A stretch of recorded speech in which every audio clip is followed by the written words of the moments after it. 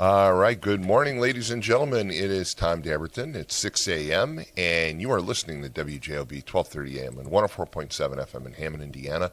And it's great to be here with you this morning, the day after elections. We have lots of things to talk about today, that's for sure. I will tell you right now, the Democratic nominee for Lake County Sheriff, Jerry Williams, will be here in person at 7:30 this morning. Okay, kind of a breaking announcement, but he will be here in person at 7:30 this morning with his campaign manager, Roy Dominguez. So make sure you tune in at that time. But we love to take your calls. Lots of shock and excitement and disappointment in yesterday's election. There are a lot of things to talk about this morning. So let's get right to it. Let's begin with traffic and weather. Traffic this morning. 8094 I-65, the toll road in Klein Avenue looked great going across the line into Illinois. 294 right now looks like it's in good shape, and really so does everything across the line. Bishop Ford, little construction when you get to say about 106th, but otherwise it's looking pretty good this morning. Dan Ryan looks okay. Lakeshore Drive, the Eisenhower, the Kennedy, and Stevenson are all in pretty decent shape too. But let's go to weather, and I've got a lot of static in my headset. I don't know if there's anything you can do about that. Does that sound better or? It sounds a little bit better, yes. Yeah, we had problems with that headset yesterday. Not sure why. You want me to plug into a different one? If you want to. Yeah, let's do that. Go ahead and do weather, and we'll do this. Good morning, everyone. Today we're at 46 degrees with highs of 58 and lows of 38. We're going to have clouds and breaks of sun today, and then tomorrow on Thursday we'll be having highs of 58 and lows of 44 with periods of clouds and sunshine with a shower in the area in the afternoon. Then Friday we'll be having highs of 62 and lows of 45. It should be variably cloudy with a couple of showers. All right, so if you're just tuning in, and that is a lot better. So if you're just tuning in this morning and you're wondering what's going on, let me give you the rundown. In the race for sheriff, a hotly contested race involving, incumbents and elected officials who were basically helping run campaigns. Jerry Williams is the presumptive nominee for the Democratic Party and most likely will be the sheriff come fall based on past history. Williams was, to be honest with you, predicted to end up in third or fourth place. He bested everyone. He beat Steve Flores, the St. John police chief. He beat Ed Jenkins, the deputy chief of Lake County Sheriff's Department, and Jason Gore. So those were the top four vote getters, and then Maria Trajkovic would be number 5. So you have the sheriff's race. In District 1, Indiana Senate, Dan Durnull fell to a relative unknown, Jason DeVries, and he basically won with 75% of the vote.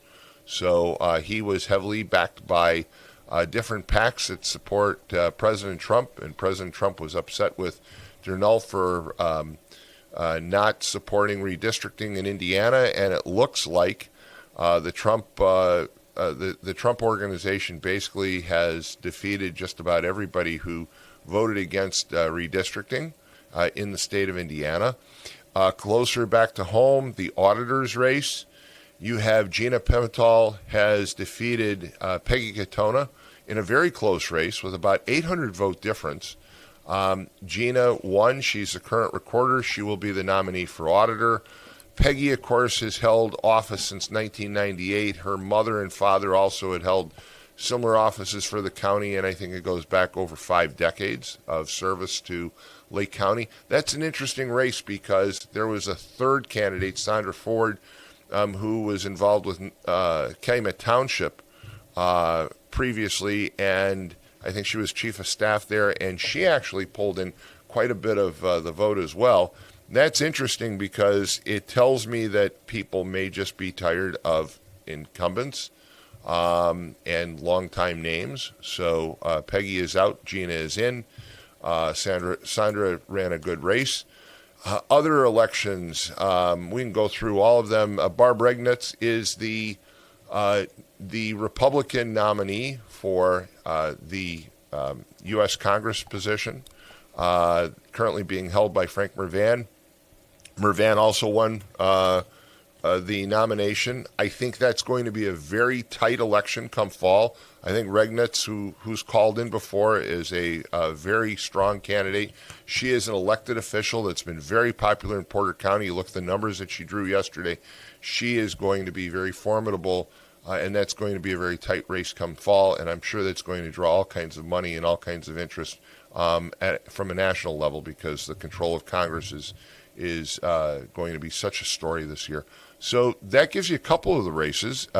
Adrian Santos got reelected as North Township trustee, and we'll go through other races. We can talk about them as you call in. So 845-1100 is the number to call, and we've got callers, so let's go to those calls.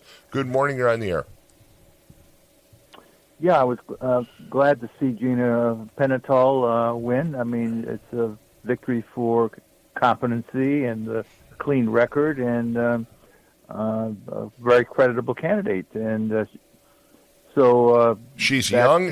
She's young. She's yep. been an elected official as recorder, and right. It didn't surprise me, given the issues with Peggy Katona's health and her inability to be in the office. Right. But what does surprise me, Walt, is when you look at the numbers for that race, you have Sandra Ford, who pulled in 30.6% of the vote. Gina won with 35.86% of the vote, and Peggy Katona with 33.5%. So you've got basically three people all drawing roughly a third of the vote. That surprises me, because I would have thought that that it would have been a two-person race, and Sandra Ford did very well. And that also says something to the concept that I think plays out with some of these other races, which is that people may also be tired of incumbents, and that's why I say that it could be an interesting race with Mervan, only because when you look at, it doesn't, first of all, incumbency doesn't seem to transfer. You have the sheriff's race. Mayor McDermott, popular mayor in Hammond, but he wasn't able to pull things off for Jason Gore. The same is true with his chief of staff, who ran for county council. Scott Miller, who's a personal friend of mine, was defeated yesterday by a sizable margin. Oscar Martinez, of course, was backing Flores. He wasn't able to transfer his popularity. So I think it's a very interesting set of results, and we'll see what transpires as we are able to break down the details of the results of yesterday's election.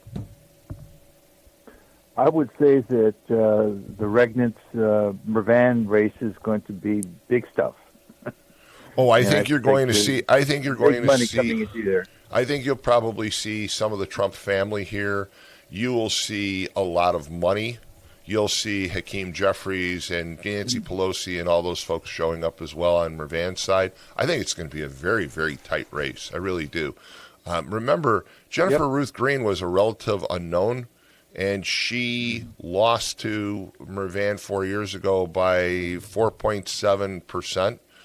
And Regnitz is a well-known elected official in Porter County, and she's got a name, she's got money behind her. She's got $1.5 million of her own money in her campaign coffers already. So I think you're going to see just a massive amount of money spent in that campaign. I attended one of her fundraisers and met her a couple of times. And impressive lady, and she's done well in the position that she has in Porter County, and she's got the political touch, did very well working the room and so forth. So I would say, she spent significant money on excellent advertisements, not on WJOB, but print advertisements that were quite good. And so I'd say Mr. Mervan is do well to take her seriously. And I'm sure he will. I think that if I'm Frank Mervan, I'm waking up this morning and I'm happy that I won the nomination, but I'm looking over my shoulder and saying, "Wow, this is going to be a horse race," and there's just no doubt about it. And I wish them both well. And as I've said before, I've invited both to be on this radio program. Barb Regnitz, in fact, yesterday did text me and said that she looks forward to coming on the program and taking calls.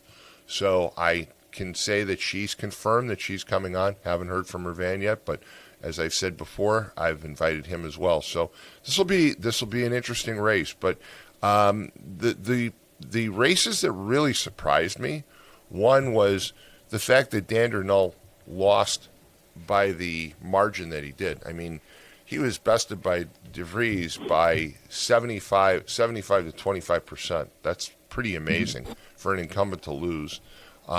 You had the sheriff's race, which was just all over the place. I mean, I think most people would have said it was between Flores and, Gore, and that was not the case. And Jerry Williams, again, who will be here at 7:30, climbed to the top of the pack. And so congratulations to him. And then you look at some of the other races. You mentioned before about Peggy and Gina. Once again, an interesting race because you've got Sandra Ford, who pulls 30% of the vote in that, and she wasn't a household name. I just wonder if it was people going into the voting booth saying, you know what, I'm not going to vote for anybody that's a well-known name. I'm going to just vote for the alternative, and I think that appears to be what happened. So. Hey, Walt, thanks so much for the call. Feel free to give a call back, but we've got other callers. 845-1100 is the number to call. We've got more callers. Good morning on the air. Oh, we lost the callers. Sorry, Walt. We find out that we lost the caller, and we have another caller? No? Okay. So it's a very interesting morning in Northwest Indiana to see the results firsthand. Again, there are some trends that are quite interesting. And it's been said over the years on WJOB and everywhere else that popularity doesn't necessarily transfer. So what I mean by that is you had Mayor McDermott, who supported two candidates who had their name out there, Jason Gore and Scott Miller. In Scott's case, I think there probably was some pushback from his days as superintendent of schools in Hammond. And some people maybe trying to get even with him for the things that he had to do as superintendent. I think that certainly came into play yesterday. But nonetheless, his opponent, Signorelli, won by a pretty sizable amount. And I'm looking for those numbers right now, so give me a moment. Because the list is long. And Christina Signorelli bested Scott Miller 63.5% to 36.48, and then you have the defeat of a household name politically. Peggy Katona, whose mom Irene Halinga held office in the county for decades, and her father before her mom. And so that's the end of a very long career in politics for the Halinga family. That ended yesterday. Again, congratulations to the winners, in that case, to Gina. But this is an interesting time in politics, and I just wonder, you look at the voter turnout. Now, we don't have actual voter turnout information just yet, but I would say that these overall numbers look fairly small. I also looked at the numbers for for some of the other races. So, for example, you have Scott Holdison, who is going to be the Democratic nominee in District 1 for State Senate. That's the Dander district. And when you look at the numbers, he won with 8,171 votes. If you take the Republican primary and you add them up, there's basically about 9,000 votes. That's going to be a very close election. So I wouldn't say that the Republicans are guaranteed to win District 1 by any means. And we've got callers. 845-1100 is the number to call. And good morning. You're on the air.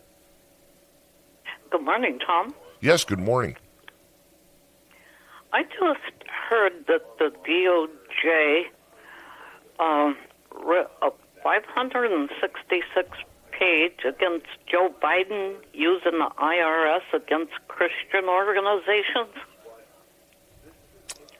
When did you hear that, and where did you hear that? I know that there's been some discussion for some time by a number of news organizations about the Biden administration going after Christian organizations, and so that story's been out there for a while, but I don't think there's any breaking news in that area. Well, I heard it on something else I listened to. It's a Christian channel. Well, I think there's been a lot of consternation, a lot of upheaval over the years with the Biden administration and Merrick Garland going after a number of Christian organizations, and that's true. There was the gentleman, for example, who had protested at an abortion clinic, and they used a SWAT team and they arrested him, and he's a father of 6. That story's been told quite a few times. That's one of many stories that I've heard where the Biden administration targeted Christian organizations and Christians for their beliefs. I think it's wrong to target anybody for their religious beliefs, and that includes Muslims, and it includes Jews, and it includes Catholics, and any other belief that you have. I think that I'd rather take the advice of my good old friend Father John Calicky, who passed away some years ago, and said, until the day we die, we don't know who's right, and so maybe we ought to respect everyone's religion, and that was from a Catholic priest, and so I think that's the approach that I take. If people have sincere religious beliefs, we should respect those beliefs, and not attack them. And what went on during the Biden administration, I think, is one of the real problems with his legacy was that his administration did go after a number of Christian groups. I'm not really sure that Biden himself understood what was going on. I really do think that Joe Biden was out of the loop on most things that went on during his 4 years as president. Yeah. All right. I just wanted to let people know about that. Yeah. Thanks so much. Thanks for the call. 845-1100. We've got another caller. Good morning. You're on the air. Hello. Yes. Good morning. You're on the air. Good morning. Hey, I just wanted to bring up the Frank Mervan, his next, back in going into the general. Excuse me. It'll be interesting to see if he actually comes out and talks. It will, and I think he's going to have to. I think that this is going to be a very close election. I mean, if you look at the sentiment from yesterday's election, I think it tells you that anything is possible. And once again, Mervan has been elected to office now, 3 times, I think. But when you look at the race 4 years ago against Jennifer Ruth Green, who was a novice, who they basically attacked as a carpetbagger, she wasn't from the area. They can't do that with Barb Regnitz. Regnitz is a solid resident of Northwest Indiana. She's been a Porter County commissioner, a very popular one, and she's got money. She certainly, is electable. She's very good on her feet. You heard her call in one day. She called in, and in about 3 to 5 minutes, she rattled off a number of issues that I think a lot of people question Mervan on. And I think she's going to go after Mervan, and I think that Mervan has got to pivot a bit because he's got to explain some of his stances that he's perhaps lost some popularity with some of his base on, and it's going to be a very, very tight election, no doubt about it. But I guess that's kind of my point. I didn't make it very well. I'm not so sure that Frank is that politically adept. I mean, his family, I mean, it's a dynasty. I mean, you're talking about the Halinga-Katona thing and 50 years and all of that good stuff. But, I mean, Frank is a political animal, if nothing else. I truly don't know what he's done in his life other than politics. So I'm not so sure that in the what's the word I'm looking for? I guess you could say, politically likable. I'm not really sure. I'm not a Frank Mervan fan. I'm not a Democrat. Obviously, I have my biases, but Frank just does not strike me as this real slick, quick on his feet kind of guy. He doesn't. It seems like he's a machine Democrat, and that's about where it ends with Frank. I don't think he's really got a lot of new ideas in his head. I think he's more of what do you want to call it? He's more of a vessel. He's a democratic vessel. It's kind of shallow waters with Frank outside of politics. That's just my personal opinion. And I don't know that he's really going to be able to come out of his shell, if you will, and get on WJOB. He might come on WJOB. Does he take calls? That's going to be another question. Is he really going to get out with people and have town hall meetings? I don't know. He doesn't strike me as being that quick on his feet politically. I guess that's the polite way of saying it. Well, I think you have a valid point. As you know, I've noted a number of times. I've invited Frank to come on, and he's declined. He doesn't want to come on with me. He knows that I'm going to ask him a number of questions that I think a lot of callers and a lot of listeners have for him. And I've also insisted that there be no screening of any calls, that the phone lines be open. This is talk radio. And when you start screening calls and you start limiting calls or you don't take calls, then what's the purpose of having talk radio? So those are my guidelines. Barb Regnitz, when I told her my guidelines, she called me and said, I'd like to come on. Her comment was, great. I'll be glad to take calls. I had no problem with it. So it'll be a very interesting time. You're absolutely right.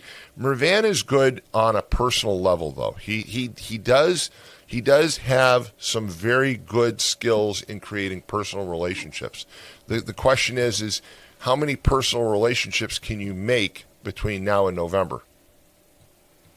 Well, and real quick, I just thought it was a good observation on your point, Tom, that kind of maybe this is, at least in Northwest Indiana, to some degree, the end of just name recognition, the political dynasties, if you will. I don't know if I'd call them a dynasty necessarily, but let's be honest, the Mervans have been. You had an interesting way of saying it. That family, not the Mervan family, but another family, 50 years of public service. I might be a little less kind and say 50 years of suckling at the teeth. Basically is what it's been. I mean, you can't tell me that one family, God has blessed one family with all these great political ideas. Well, let's be honest. Well, I think your point is very well taken, and I think you're absolutely right. Look, I look at those numbers yesterday, and I say that there was a repudiation of political dynasties. You're right. Okay, Peggy lost, Gina won, but explain how Sandra Ford comes in so close. She's within 1,000 votes of the two of them. And she really didn't campaign as hard as the other two. I mean, you saw the Pimentel signs, you saw the Katona signs. You didn't see that much campaigning by Ford. And yes, she was the first person on the ballot in that category, but I think that it says something about incumbents and says something about political names. Mayor McDermott was not able to transfer his popularity to Scott Miller, his chief of staff, who ran a campaign for county council. Dave Ham certainly endorsed him and backed Miller, but he wasn't able to transfer his popularity. And Oscar Martinez wasn't able to transfer his popularity to Steve Flores. So I think you're right on target when it comes to the concept that a lot of people looked at the election yesterday and said, I'm going to vote for who I want to vote for, and I'm not going to vote for someone just because they're associated with someone else. And one last thing I promise is the fact that Darnell lost to that magnitude is rather mind-blowing to me. I know there's a lot of people that would die at the Trump hill. They'll take bullets for Donald Trump. I get that. But the fact that they're now lost by that margin is to me, mind-blowing. I I don't know who this other guy is. I have no idea. What I just said about Mervan, maybe this guy is not. Maybe he's the Republican version of Mervan. He ain't nothing but a vessel and doesn't have a thought in his head. I have no idea. I know nothing about the man at all. It's going to be interesting to learn more coming into the election. I don't know if you can shed any light on it. They just say businessman. I don't know what that meant during the campaign. I don't know what he ran or what he did. No, absolutely zero idea who this guy is. And he comes in and smokes Durnell. I mean, just blows him out of the water. And it doesn't seem that it's for any other reason but Trump endorsed him that I can come up with because, again, Trevor DeVries, Trevor DeVries, I believe he works in personal finance, and you know what? I actually got a call last night from someone who knows his wife, who's related to his wife, but I know very little about him, and I agree with you. This came out. He came out of nowhere, and he carried 75% of the vote. But when you add up the number of Republican votes in the primary, there were 9,000 votes in the primary. When you look at the Democratic side, there were 8,000 votes. So this idea, I know there were some people last night who said, "Oh, well, the Democrats are going to retake that seat." That's going to be a tough seat to take because the district has Highland, it has Griffith, Cherville, part of St. John, part of Dyer. Those are areas that basically are reddish purple these days. They're not solid blue. So I'm not so sure that the Democratic nominee is going to have an easy time in it either. But I think that will be a hotly contested race as well. Well, you have a great day, Tom. Thanks so much for the call. Let's take a quick break. You're listening to The Morning Call on WJOB 1230 AM, 104.7 FM. We'll be right back. Life's biggest challenges don't come with a warning. When legal issues arise, whether it's a car accident, personal injury, criminal charge, or representing you before municipal boards, you need a trusted advocate on your side. At Westland & Bennett, we listen first because your story matters. We provide strategic, personalized legal solutions to protect your rights, your freedom, and your future. Peace of mind starts with a conversation. Call 219-440-7550 today for a free consultation. When your home needs help, the last thing you need is a faceless corporation or sales-driven franchise. At Myers Companies, we've been proudly local since 1951, born and raised right here in Northwest Indiana. We're family-owned and operated, built on trust, hard work, and integrity. And because we're family, we treat you like family. Your comfort and safety always come first. For HVAC, plumbing, and electrical done right, choose Myers Companies. Local, family-owned, here for your family. For over 100 years, Roofers Local 26 has been keeping Northwest Indiana dry and safe. Since 1919, our highly trained members have built a reputation for skills, safety, and reliability. With a 4-year apprenticeship and certifications in OSHA safety, first aid, and CPR, we deliver quality you can trust. When you need roofing done right, choose Roofers Local 26, protecting what matters most for over a century. For more information, visit www.roofers26.com. Introducing Powers Health, a health system with a new name and a strong legacy of caring for families in our community. One with a tradition of advanced specialized services and a vision for the future. One with a commitment to medical excellence and compassionate care. Everything we do, everything we believe, powers health. All right, folks, we're back. It's Tom Dabertin, The Morning Call. And by the way, this is a 2-for-a-week. You get me today and tomorrow, but we have plenty of callers. In fact, our lines are full up right now, 845-1100, so let's go right to the calls. Excuse me. Good morning, Tom. Good morning.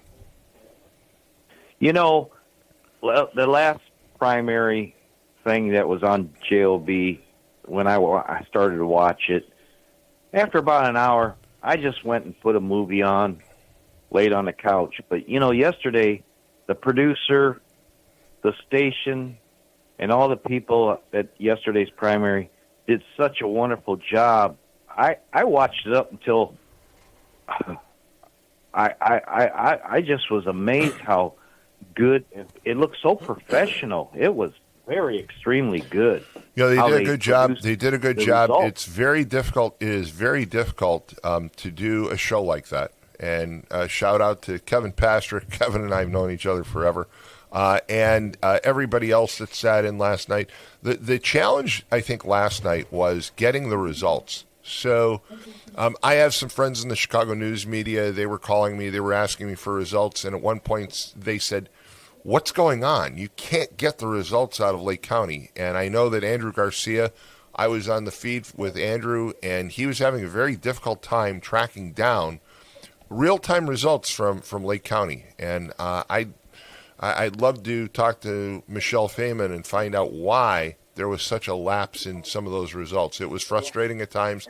I think that everybody that was on the radio last night, Mike Repay and Dave Warple, and everybody else did a really good job of keeping their composure, but I'm sure that at times it was very frustrating. I saw some of the text messages like, we need updated numbers, and here's Andrew Garcia down there trying his best to get those numbers, and I know that news organizations out of Chicago were having the same problem. So I don't know what was going on there, but I thought the show was good. Usually on your show you just take your certain commercials breaks, and they were taking a lot, and I know why they did that, because they had probably that wonderful food from Steve's Catering, and all them guys were looking at all that good food, so instead of writing down their figures, they hurried up, went to the table, get good food before the producer ate it all. Absolutely. Hey, Mike, we've got a lot of callers this morning, so we're going to move on, Yeah. okay? All right, have a great day. All righty, well, 845-1100 is the number to call, and we've got more callers. Good morning, you're on the air. Well, I'm not surprised Darnell got smoked like he got smoked, and he deservingly got smoked. And, I put my vote for DeVries, and I'll be voting against Mervan. And not only the fact that Darnell went against the redistricting, or redrawing the maps, but our representation. Drive around Northwest Indiana. Our roads are pathetic. Where's our representation at? All the business getting done in Lake County, and this is the crap we get, these roads. Are you talking about the interstates, or are you talking about the local roads, though? I'm talking about local and mostly local. The interstates they're terrible, but they're not as terrible. But the local roads, they're terrible. Well, those are roads. A lot of that money comes from the state of Indiana. So Yep. If you're upset about the roads and you voted against Dan Darnell, then you voted. You basically had the right. The right argument. I mean, I just wanted to clarify that you can't really blame Mervan for the local roads. There are a couple of federal projects, but not too many. Well, maybe if we had a representative in Washington that had some stroke with the big shots, maybe we get some federal money and get this crap cleaned up.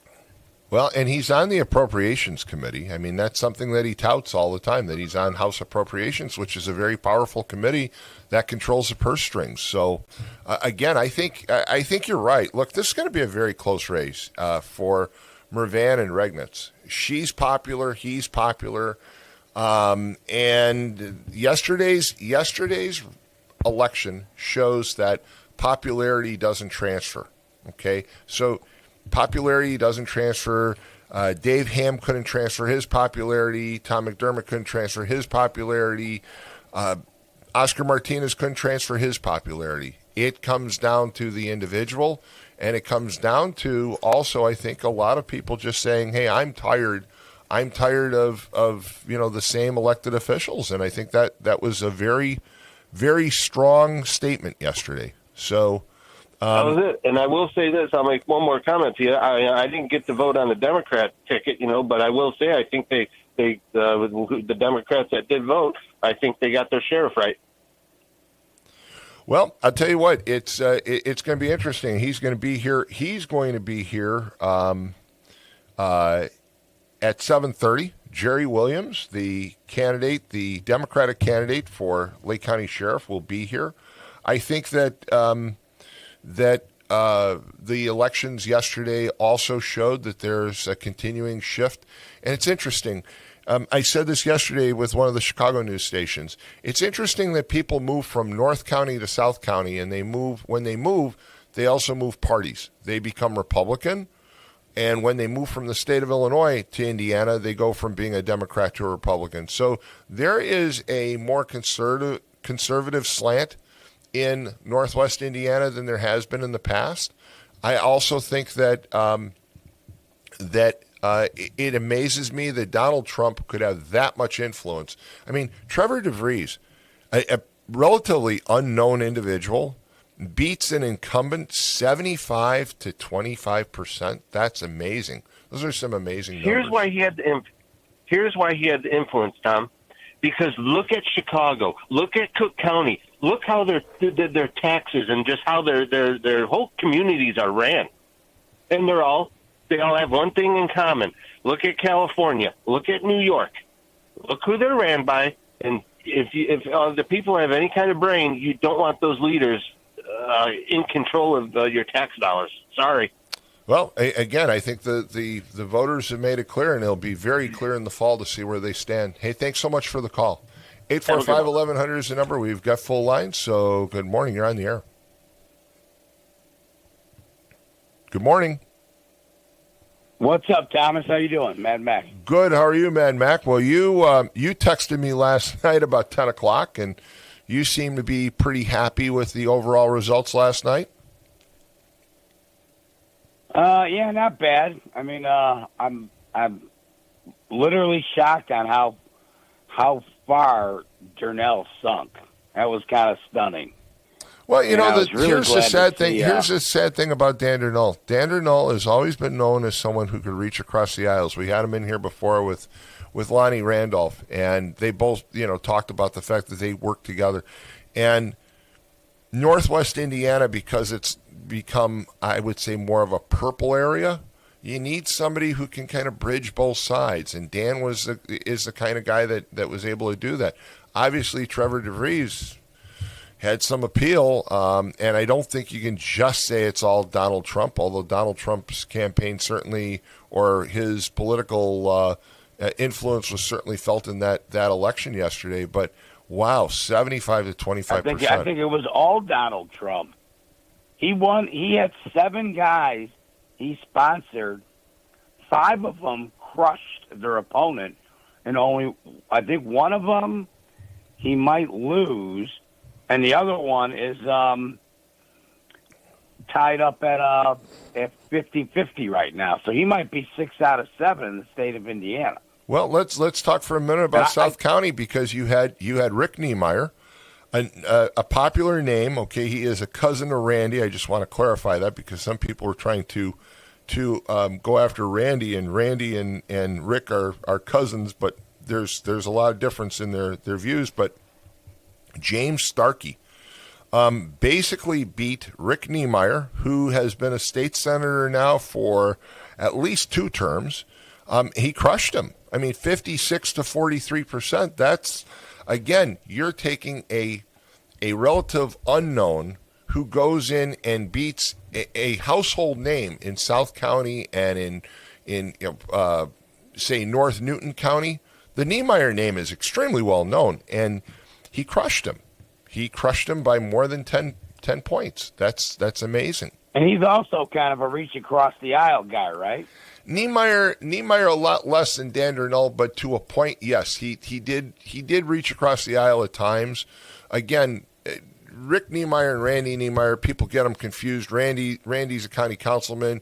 He was a Cedar Lake official for many years. Rick Niemeyer basically is from Lowell, and they're cousins, and there's some big differences between them and their personalities.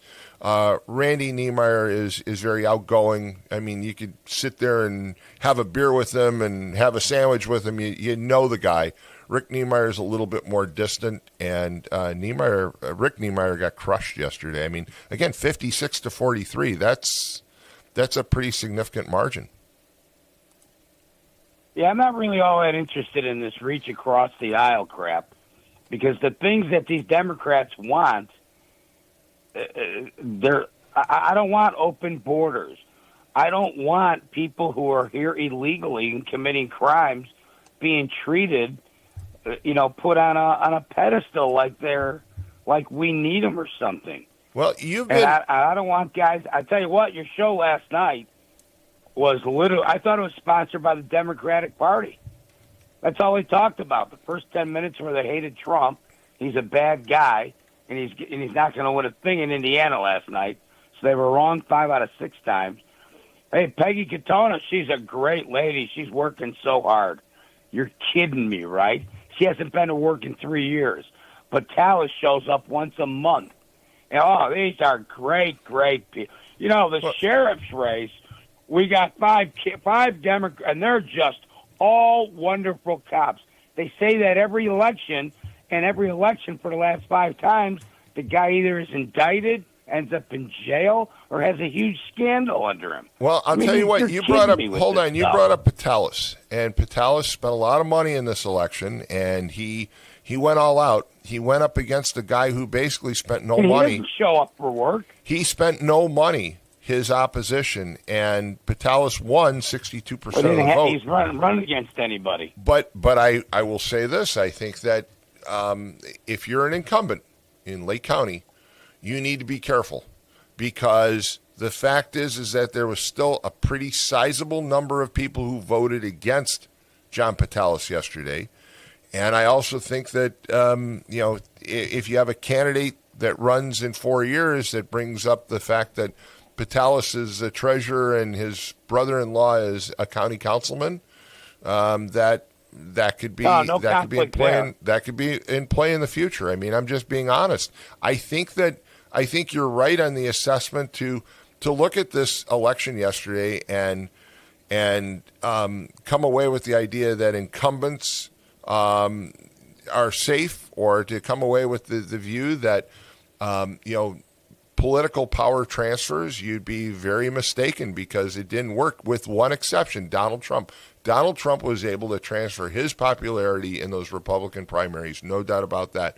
But on the Democratic side, one local elected official does not have the ability to transfer his popularity to another elected official or candidate. Hey, now, quick question. Yes. Quick.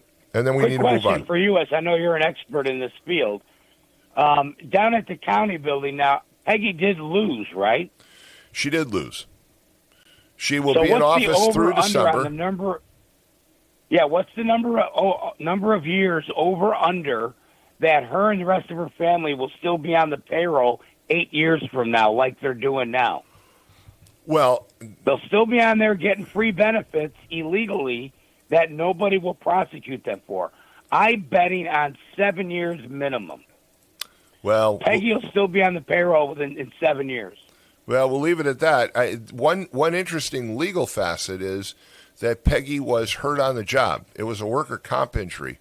And I don't know where worker comp laws stand in the state of Indiana. I know that you get up to 5 years of coverage when you're injured on the job as an employee. But how they treat elected officials is one that I don't have an answer for. So she may still be receiving worker comp benefits for up to 5 years. I do know that. For the rest of her gigantic life, she will.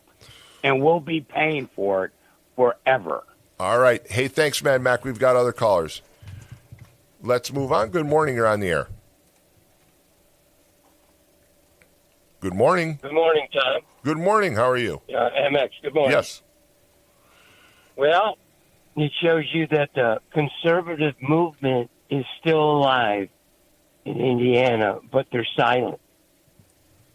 Now, Jed has all these polls that MAGA, the conservative movement, is dead, that we might lose the midterms. And yesterday, that just said something. You know, these polls that I always see, I never get to vote in them. So what happens here is, when you didn't vote for redistricting, our illustrious congressman, he's for open borders, Frank Mervan. He's for not having an ID when you vote. He's for men in women's bathrooms. He's for a lot of things that redistricting would have stopped. Now, all these people that sacrificed their job, the Rick Niemeyers, the Dan Dernelks, they got something to think about the rest of their life. So the ads are going to be pretty good coming up. But now this Jerry Williams one, this opens up the door for David Crane. I think Jerry Williams is an honorable man, but I'm worrying about him being soft on crime. And I don't know how you can worry about that. I mean, he comes from a family that they're all in law enforcement. I mean, he's mentioned before, he even has a son in law enforcement. I think he's pretty solid on crime. So we have a big problem here with people coming from Chicago, and East Chicago now. They had a great video. A guy threw something down on the ground, and a guy says, "Hey, please don't throw that on the ground." Hammond needs to make that video, because from what I see everywhere, in the Walmart parking lots, in front of people's houses, and they got Illinois plates, they just take their garbage and throw it right out onto the floor. It's the little stuff that Mr. Williams has to worry about. He needs to put out a video like that, like East Chicago did. But I think a lot of people move for certain reasons to St. John. And this is going to help David Crane. But I'm going to let you go. Well, and I'm going to be watching that sheriff's race. Let's take a quick look. I mean, again, Jerry Williams is going to be on at 7:30. He's the nominee for the Democratic nominee for sheriff. I want to take a quick look at the number of votes. David Crane drew 15,000 votes, okay? And then I'm going to flip back, give me a second, to look at the sheriff's race. And I want to see the total number of votes. 38,000 cast in the sheriff's race in the Democratic primary. So if you assume that Jerry Williams captures even a majority of those numbers, it's more than David Crane got in the primary. But I agree with you. I don't think that anyone can just assume now because you're a Democrat or a Republican, you're safe. I think that DeVries is going to have a challenge in his race. I think that Williams is going to have a challenge in his race. I think everybody basically has to consider the fact that there are two parties in Lake County, Indiana right now. There is no doubt about it. And the election, once again, shows that this has become more of a purple area than a blue area. There's, we know that South County has been red for a long time, but South County has certainly grown in population, part of it at the expense of the North, and I think this is going to be a very, very interesting time moving forward. So thanks so much for the call. One last thing. Yes. One last thing. Signs don't win elections, and likes on Facebook don't. So Barb Riglitz has got a good chance. I'll let you go. All right. Thanks so much for the call. And I would just say that if you are a candidate, and we're going to take a break, if you're a candidate, please go pick up your signs. I don't really want to see them, and I'll start calling people out starting next week who leave signs up. If you put signs, especially in places that you didn't have permission, you need to drive down the streets of Northwest Indiana today and pick them up. I know there are some great organizations. They'll be out there. Half of them are already picked up. I know, Adrian Santos, for example, his crew is out there picking them up right away, and he puts them on properties where he has permission. But there are a lot of people that just stuck signs all over the place. Pick those signs up, folks, because if you want to have some additional publicity, you're going to get it right here on the morning call for not picking up your signs. Let's take a quick break. You're listening to the morning call on WJOB, 1230 AM, 104.7 FM. Don't forget, 7:30, Jerry Williams live in the studio with Roy Dominguez. We'll be right back. Ogren Insurance, Hammond's oldest family-owned independent insurance agency, now in its third generation providing clients in the Chicago area with products from quality insurance companies to handle your every need. Regardless of driving history, Ogren Insurance can find the right coverage for you at competitive prices. To learn more about the insurance solutions and services we offer throughout Indiana, Illinois, and Michigan, call 219-933-0076 or visit our website, ogreninsurance.com. We're located at 6929 Homan Avenue in Hammond, Indiana. Do business locally with someone you know and trust. Summer's coming, and Deep River Water Park is taking applications for all positions. We have jobs both inside and out for all ages that offer great benefits. Free admission on your day off for you and a friend. Free uniforms, paid training, make new friends, flexible scheduling, and more. To apply, just go to deepriverwaterpark.com and you're on your way to a summer of rewarding fun. Deep River Water Park. It's simply splash-tastic. From the gas in your car to the heat in your home and the roads that you drive on, our work powers daily life. We are USW Local 71, the proud men and women of the Whiting Refinery. We're not just refinery workers. We're your friends and neighbors, raising our families here, shopping in the same stores, and cheering in the same stands. USW Local 71, powering the region because we are the region. It's the simplest expression. The smallest thing that changes everything. A smile. So easy. A smile lights it up. Apologizes. And welcomes unconditionally. Because the shortest distance between two people is a smile. Thank you. Strachan Van Til, where making life easier starts with a smile.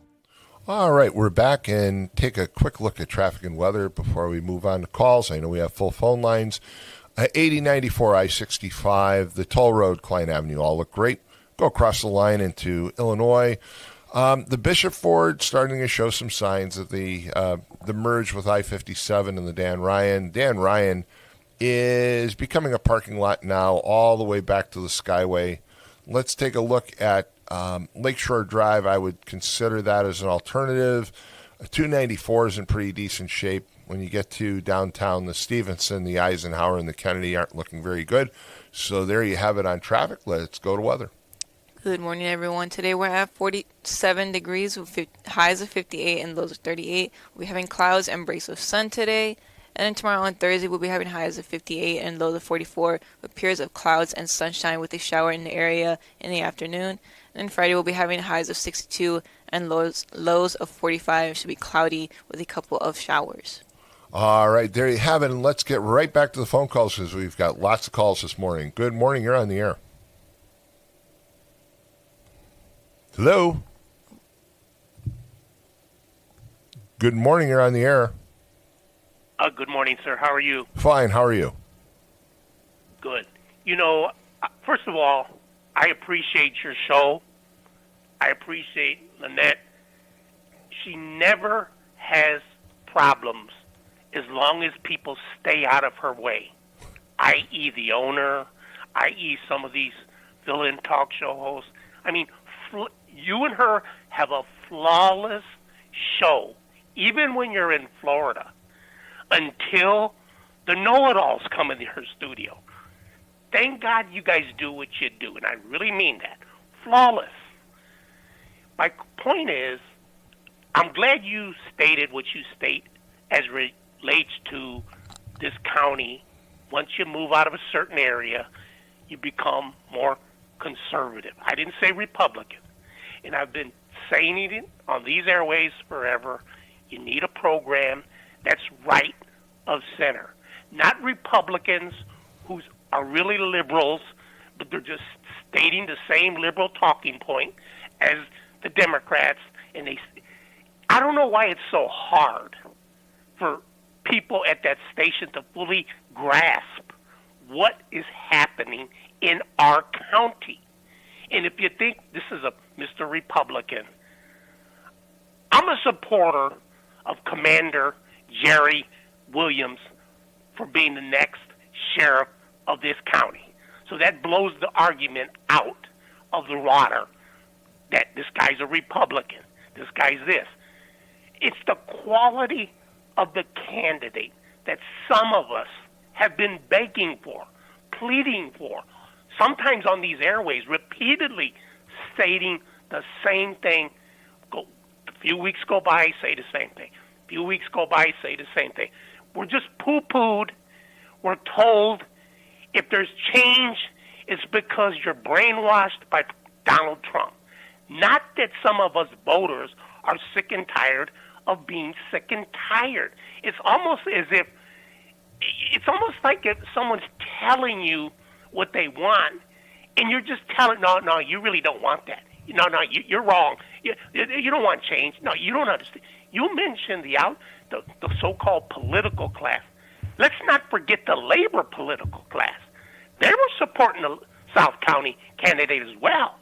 So it's not just elected officials that were backing the quote-unquote elites were backing some of these candidates. It's the unelected elites, if you will, were backing some of these candidates. And Mr. Williams, who I've known, people like to talk about Gary. I've known him prior to being in law enforcement. Prior to being law enforcement. And number one, he's a moral individual. I said from day one, when the city of Gary was having problems over there, that man would be a perfect, permanent police chief for that city. I don't live there. I don't own properties there. I don't make decisions there. He was an interim, fine. I'm saying permanent. Now, let me just jump in. Let me just jump in on a couple of comments so that you made. Look, I agree with you. I think that moving forward in Northwest Indiana, the idea of the old party operation, whether it's Democrat or Republican, those days are numbered. All right, those days are numbered. It's like basically, romancing over the dinosaurs. Okay, whether you like them or not, it's just not going to happen anymore. And I think most people have decided to move to that independent middle of the road. As I said before, I love doing Wednesday because I view myself as a moderate. All right, yes, for many years I was involved in a lot of Democratic politics, but I've moved to that center. And I think most people in Lake County are moving to that center. Oh, sure, you still have individuals who are straight party line, Democrat or Republican, maybe a little bit more so Democrat. But I think the majority of people are really starting to say, I'm going to vote for the candidate. I'm going to vote for who's running. And just as your support, the support you're professing for Jerry Williams, I think a lot of people looked at it and said, I don't want to be influenced by this person or that person or this organization or that organization. I'm going to vote for the individual, and they voted for Jerry Williams. That's pretty obvious. I mean, that's the only way to explain the results. So I agree with you. But I guarantee you, Tom, 15 minutes once you get off the air, what's going to be told. Those guys, everybody's brainwashed by Trump. They're MAGA guys. They don't get it. They're uninformed. But again, the voters are trying to tell you otherwise. But you're so stuck in your ways of thinking, not you, but the people that think that way. They won't hear what you're trying to tell them. It's not about supporting a Republican just because he or she's a Republican. I mean, I can't put it any plainer. I really can't. But I thank you so much for not hanging up on callers. Thank you so much for not being intellectually dishonest when I hear people say the host will mention who they're basically for. Then you have a caller who said who they're for, and the gentleman who's the most nicest retired firefighter from the city of Hammond who gets hung up on for stating his opinion. His opinion. Well, if you're talking about Steve hung up on WJOB. Steve should never be hung up on. He's a great guy. He's a great guy. The nicest man who worked as a firefighter that I've ever known. But see, that's the mentality of this station anymore. It's sad. Well, we can't live in the past. We've got to live in the present, and we've got to look toward the future, and I agree with you. Hey, thank you so much for the call, but we've got to move on. Thank you again. 845-1100 is the number to call. We've got full lines. Good morning. You're on the air. Tom, good morning. Good morning. You continue to use the word popularity. Mm-hmm. Do you think that anybody with half a brain in Lake County just says to themselves, I'm tired of the shenanigans? I think look it at was the said candidates yesterday. for I think sheriff. they said that loud and clear yesterday. I agree. I think that popularity, again, look, you might be the nicest person on earth, but does the fact that you're popular, that I like you, does that mean that I'm going to take your word for everything when it comes to an election? And I think that it's been proven once again yesterday very strongly that popularity does not transfer between candidates and between officials. That's one of the takeaways from yesterday. I'm sorry, go ahead. McDermott can't win a race. Well, I don't think you're going to be writing McDermott off as mayor of Hammond. I think he'll be able to continue to win the race in Hammond. I don't think that he's in any trouble politically in Hammond, but I think that outside of Hammond, that popularity doesn't transfer. I agree with you. Well, as you look at the candidates, Flores/Martinez. Look at the candidates, Gore, McDermott, Cantrell. Look at the candidates, Jenkins/Martinez. And then came Jerry Williams, and if you really want to stretch it, Roy Dominguez when he was sheriff, and some things that went bad under him. But that's the closest that I can put Williams next to any tomfoolery, so to speak. And I think that people just said, forget it. As far as Dan, there's a saying, in matters of life and death, if you ain't cheating, you ain't trying. And when the Democrats are changing the lines on voting, and we don't do the same in Indiana, just to stay even and try to win, that went against him. And he may be the nicest guy in the world, but Dan Darnell, you saw what people want, and they want a fair fight in their democracy. Well, clearly, the Republican voters didn't agree with his stand, and for that matter, Rick Niemeyer. And again, Darnell is a very personable guy. He really is. He's and again, he's somebody that reaches across the aisle. We'd say all kinds of good things about Dan, but it didn't resonate with the voter. And in the case of Rick Niemeyer, who is certainly a lot more conservative, not in view, but in just the way he approaches people, it didn't work for him either because he got trounced. I mean, 56-43 is a trounce when you are the incumbent.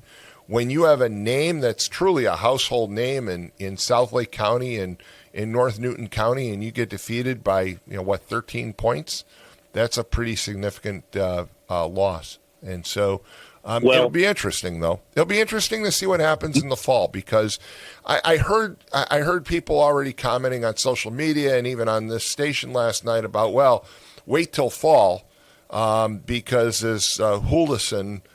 He's going to trounce DeVries. I don't know if that's the case. I look at the numbers and I would say that it's going to be a very close race. I would not sit here right now and put money on either. Well, Frank Mervan's a nice guy. I don't want a nice guy. I don't want a man in my daughter's bathroom at Target. I don't want my granddaughter competing against a man. Okay, these are common sense issues, and Frank doesn't have the cojones. He gets on here with his little videos, so on and so forth, being a tough guy.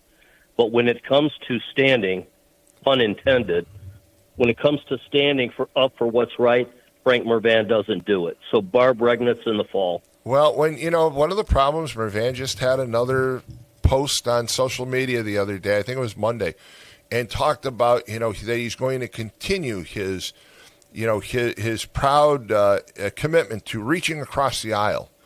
And I looked at the post and I said, reaching across the aisle, and I pulled up voting records, and he doesn't reach across the aisle. So if you say you reach across the aisle, you better be able to prove that. And that's one of the things I'd like to ask Frank Mervan. If he wants to come in and sit here with me, I'll gladly ask him that question. I think you'll probably ask too. Show us where you're reaching across the aisle. I think he he's got to see the writing on the wall from yesterday's election that, again, that popularity of the incumbency was called into question yesterday. And, Frank largely owes his political career to his dad. His dad was extremely popular, and his dad was the kind of guy who did reach across the aisle. And I just think that Mervan's got to take a good look at his campaign right now and probably make some changes, and he probably will. It'll probably be a very close race. That's where I would say I wouldn't make a prediction right now on who's going to win that race, but I'll say this much: I think it's going to be very close. I really do. Well, you won't make a prediction, and I hope your callers don't hold their breath waiting Mervan to come on your show and take their calls. That, again, I've invited both. Barb Regnitz has absolutely confirmed she's coming on. She texted me last night after she won the nomination and said, Tom, if the offer still stands, I'd love to come on your show. I'll be in touch. And that's what I got from her last night. So you have big contacts in Chicago news. I do. If you promise Frank that all your contacts in Chicago news and media will be there when he appears, he's big on photo ops. Well, I can't do that though. My contacts in Chicago, I can't do that. But nonetheless, if he wants to come on, I know that I will tell you this. I know that a lot of my contacts and my friends in Chicago listen to this show because I get, including a lot of on-air personalities who will text me and say, hey, you look pretty good this morning when you did your show, or I disagree with what you said this morning. So I know they listen, and we'll see where things go. Hey, thanks for the call. 845-1100, got more callers. Good morning, you're on the air. Good morning. Good morning. Good morning. Can you hear me? I can. You're a little soft, but we're going to turn up the volume for you. Go ahead. How about now? It's a little better, yes. Yeah, two theories have definitely been reinforced with the sheriff's race. As it pertains to Flores, never align yourself with a criminal. Oscar Martinez was a criminal before he got caucused in, and it's true. McDermott is unelectable outside of Hammond. So for those two candidates, that was the kiss of death for them. As a guy that primarily votes conservative, I, in good conscience, don't know if I could vote for David Crane in the general. I hate to say he's complicit, but as a current sheriff's police, I believe he's part of that system already. And I would be hard pressed to vote for anybody, whether it was Trakovich, whether it was David Crane, anybody else that comes out of that system. I'd be hard pressed to vote for them because they're part of the problem already, as messed up as that county jail is. And with that being said, who's the gentleman that won? Well, Williams. Yes. Knowing his affiliation with Dominguez, with all that aside, the Dominguez connection aside, and the fact that I vote conservatively on a regular basis, if it came down to just the two men, I would probably vote across the aisle and vote for Williams in the general. But now that I know he's got affiliation with Dominguez, I can't help but think, Dominguez, he had issues there in the county as well. So I'm still up in the air. I'm leaning towards Williams. I'm going to give the guy an opportunity. I'm going to listen to him and see what his platform is and see what direction he wants to go. But I'm not warm and fuzzy on Crane either, even as a conservative. The one race that keeps getting overlooked with all this hullabaloo with the sheriff's race and the assessor and who was it, Piggy Katona, that race. What happened to the cotton ball in Miller Beach? Dave Dearman. Did he win his race yesterday? No. Inquiry minds want to know. Dave did not win. I can pull that up for you. Give me a second. I looked at it earlier. Lily White, Dave Dearman could not win a race in Gary. You're kidding me. So Dwight Williams is the apparent winner, followed by Glenn Johnson, and then Castillo, and then Dave Gearman. So Dave came in fourth. Fourth place out of a 5-horse race. Unbelievable. I'm curious. And I'll be looking forward to his concession speech. Has that been made yet? No, but again, Dave. Hey, look, Dave is a I know he's a great guy. He's a great guy. You know great what? Guy. But when it came to Trucker Mike last year, he was a great guy in that case. You'd have to agree there. He did a great job helping out Trucker Mike in a time of need. So I think he does deserve the moniker of being a great guy. When it comes to somebody in need, the fact that he drove across the city, found him, and was able to get him help. That says a lot about him as a person. But he came in fourth place. Yeah, he did not fare well. Again, 15.28%. The winner had just under 23%. The shocking. Yeah. So nope, he did not win. All right. With that being said, I appreciate you getting Williams on. I'm looking forward to hearing what he has to say. Yeah, he'll be here in 20 minutes. So stay tuned. Thanks for the call. 845-1100. We've got additional callers. Good morning. You're on the air. Good morning, Tom. How are you? Good. How are you? Well, Tom, let's just congratulate the winners. I think people sometimes, I do know Williams, and I was very pleased that Williams could not win just coming out of Gary, just because he's black. And I want to make hold on. I want to jump in and make very clear he did not. Hold on. I want to make very clear he did not win because of the city of Gary. Because Ed Jenkins, who's also African American, also had a very strong showing as well. So it wasn't race. I want to make that clear. You're right about that. And that's one thing I like. And when I was there, and I've traveled with Williams across, and I wouldn't say that early on because sometimes I didn't want it because of Matlock to go. But he campaigned. I mean, I appreciate all the many people, white, throughout the county. Man, he didn't campaign just in Gary, Indiana. And he said, he had basically over $400 million that he had dealt with in terms of, and he was supported by the former superintendent of the Troopers organization, and he did a great job, and I was proud of him. And they played that record. We are family. We got all my family and me. And I was embracing a lot of those whites who were there last night. I appreciate you all so much because right now, and he asked me, am I glad? Yeah, because it's kind of history, but it's not over. It's going to be election in November. Absolutely. And let me ask you this, because you've been around for a long time. Okay. You've been around for a long time, and again, you're right. Race had nothing to do with his win. And Williams is going to be here. Absolutely not. He's going to be here in about 15, 16 minutes. But let me ask you this: what do you make? Yes, sir. Of you and I go way back. We both were precinct committeemen in the 1980s, and the idea this day and age. Would you agree that political popularity is not transferable to somebody else anymore? Is it? Well, it showed that yesterday. Yes. Yeah, I mean that was. Let's face it. Go ahead.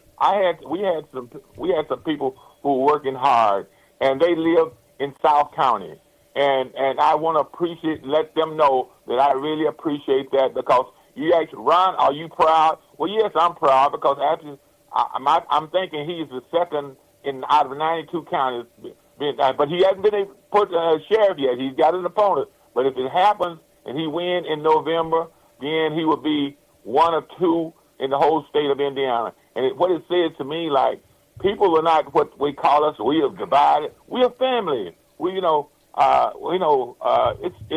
I'm just pleased because I traveled with him throughout there. I went through those, and I said, I couldn't believe it, man. What's going on?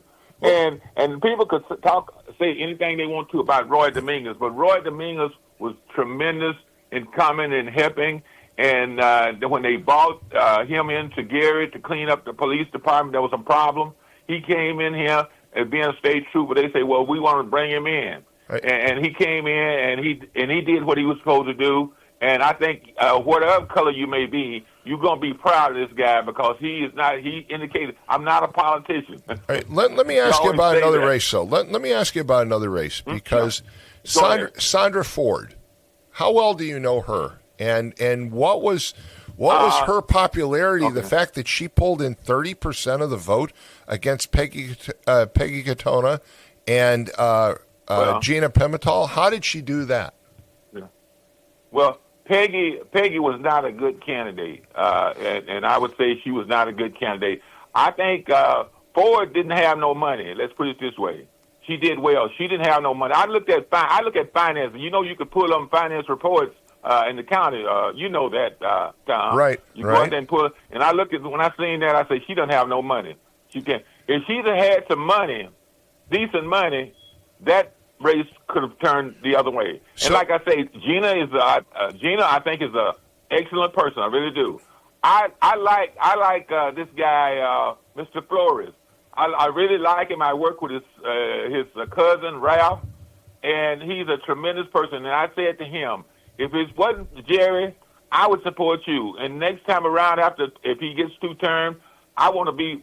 You could call me. He called me the voice of the region, Mr. Flores, the voice of the region. I said, well, I don't know if that's a good saying, a voice of the region, but I try to be fair about my assessment of these people. Well, but I want to go back to this auditor's race for a second, because to me, you just said Sandra Ford had no money behind her, but she came within. Right. She came within basically a thousand votes of Peggy Katona, who is a longtime office holder, and once again, that just shows me that incumbency and name popularity no longer matters in Lake County politics. So, hey, thanks so much for the call. We got to move on to some other callers. Hello?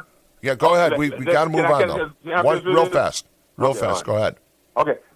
So Ford, like I said, she basically came in there and didn't have any money, but I guess what some people were sick and tired of what was happening with Peggy Katona, and some of the people voted for her in South County also. Okay. Right. All right. Very good. Hey, thanks so much for the call. Thank you so much. 845-1100 is the number to call. And I'm being told I've got to take a break. When we come back, we'll take the rest of the calls. And then at 7:30, Jerry Williams, Roy Dominguez here in the studio live. Keep it tuned right here. It's the Morning Call with Tom Dabertin. We'll be right back. It's gold rush time at Albert's. Oh, looky here. Oh, those are going to fetch a pretty penny. Well, who's going to buy them from us? I'll buy that gold from you. What did you say? I said I'll buy that gold from you, and I'll give you top dollar. That sounds great. It's gold rush time. We will see you at Albert's. Are you sausage curious? Who's ready for Polish? Big Frank Sausage has the very best Polish food in the region. You had a mouthful of Big Frank sausage? We have a full bar, dine-in, carry-out, delivery, and catering available. I've had a mouthful of Big Frank sausage. I've got a mouthful of Big Frank sausage. 219-378-9556. Smacznego i na zdrowie. Who's ready for Polish? I'm a victim of being ran over by a semi while I was flagging. The person wasn't paying attention and they hit me with their vehicle. I seen a accident where we were the first people to walk up, and that picture will never leave my mind. I've seen people get hit before. It's been horrible. Construction zones on roadways and bridges are more than just cones and equipment. They're the workplace for thousands of dedicated union laborers. Everybody has a family that they need to get back home to, so please just pay attention to us out here while we're working. We all have family, and I know it's a pain in the ass, but we're trying to make the roads better for y'all. We're doing this for everyone. We're hardworking Hoosiers, just like you, and we all want to make it home safely. People would just take a couple seconds to pay attention. Be aware of where we're at, where the cone zones are at. We're all in this together, and we're all just trying to be safe. This is Brian Short, Business Manager for the Indiana Laborers District Council. Everyone deserves a safe place to work. Do your part in the cone zone. Slow down, save a life. We're all in this together. A message from Laborers International Union of North America and affiliated locals.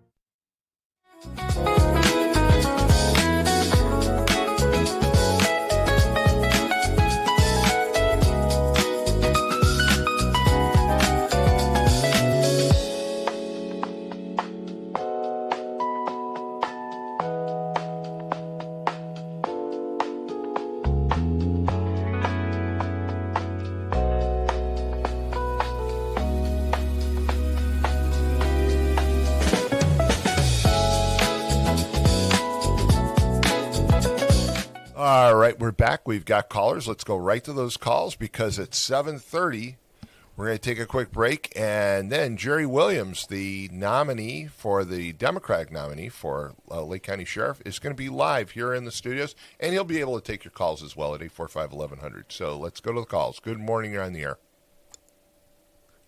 Hey, good morning, Tom. How are you on this fine Rhino extension level event morning?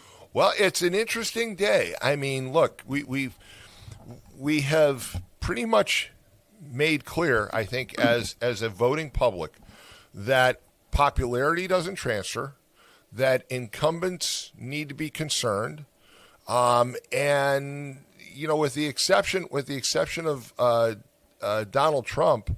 Things were very interesting yesterday. I mean, the fact that Donald Trump was able to get 6 out of the 7 candidates that he wanted out of office, he was able to defeat yesterday.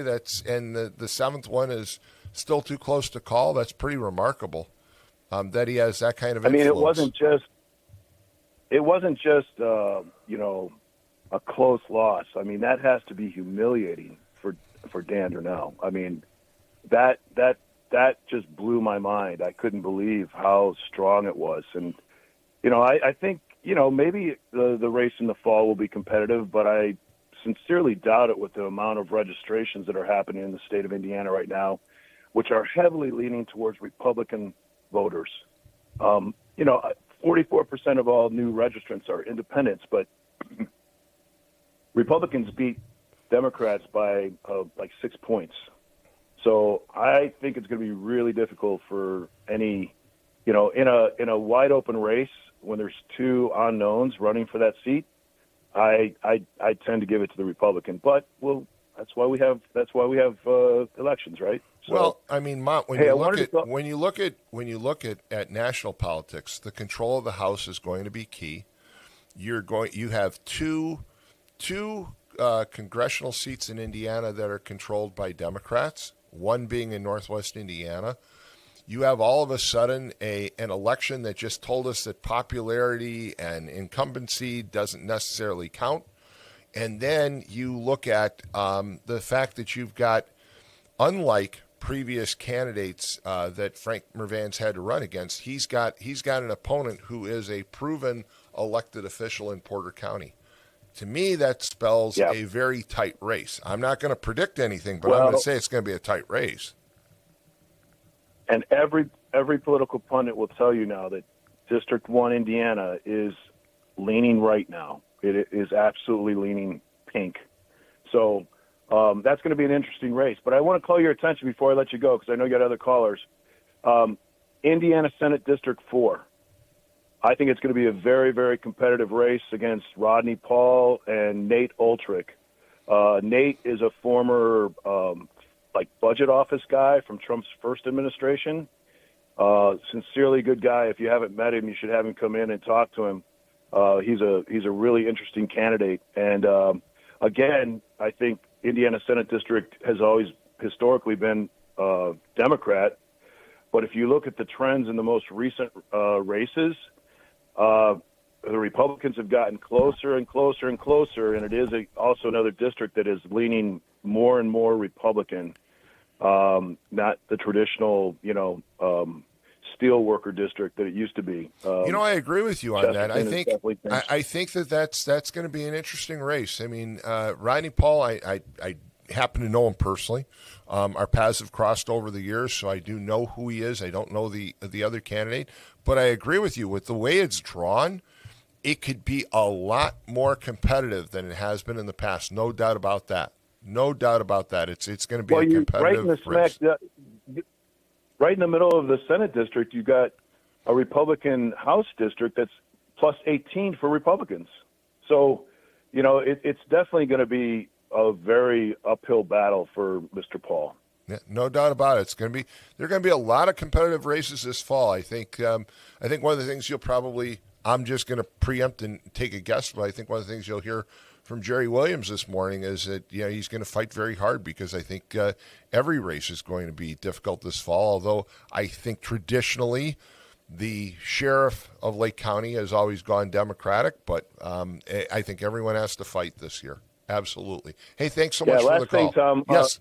Your panel last night was eulogizing Darnell and Niemeyer, and I almost threw up in my mouth a little bit. They were just like, oh, they're such party guys. They work across party lines.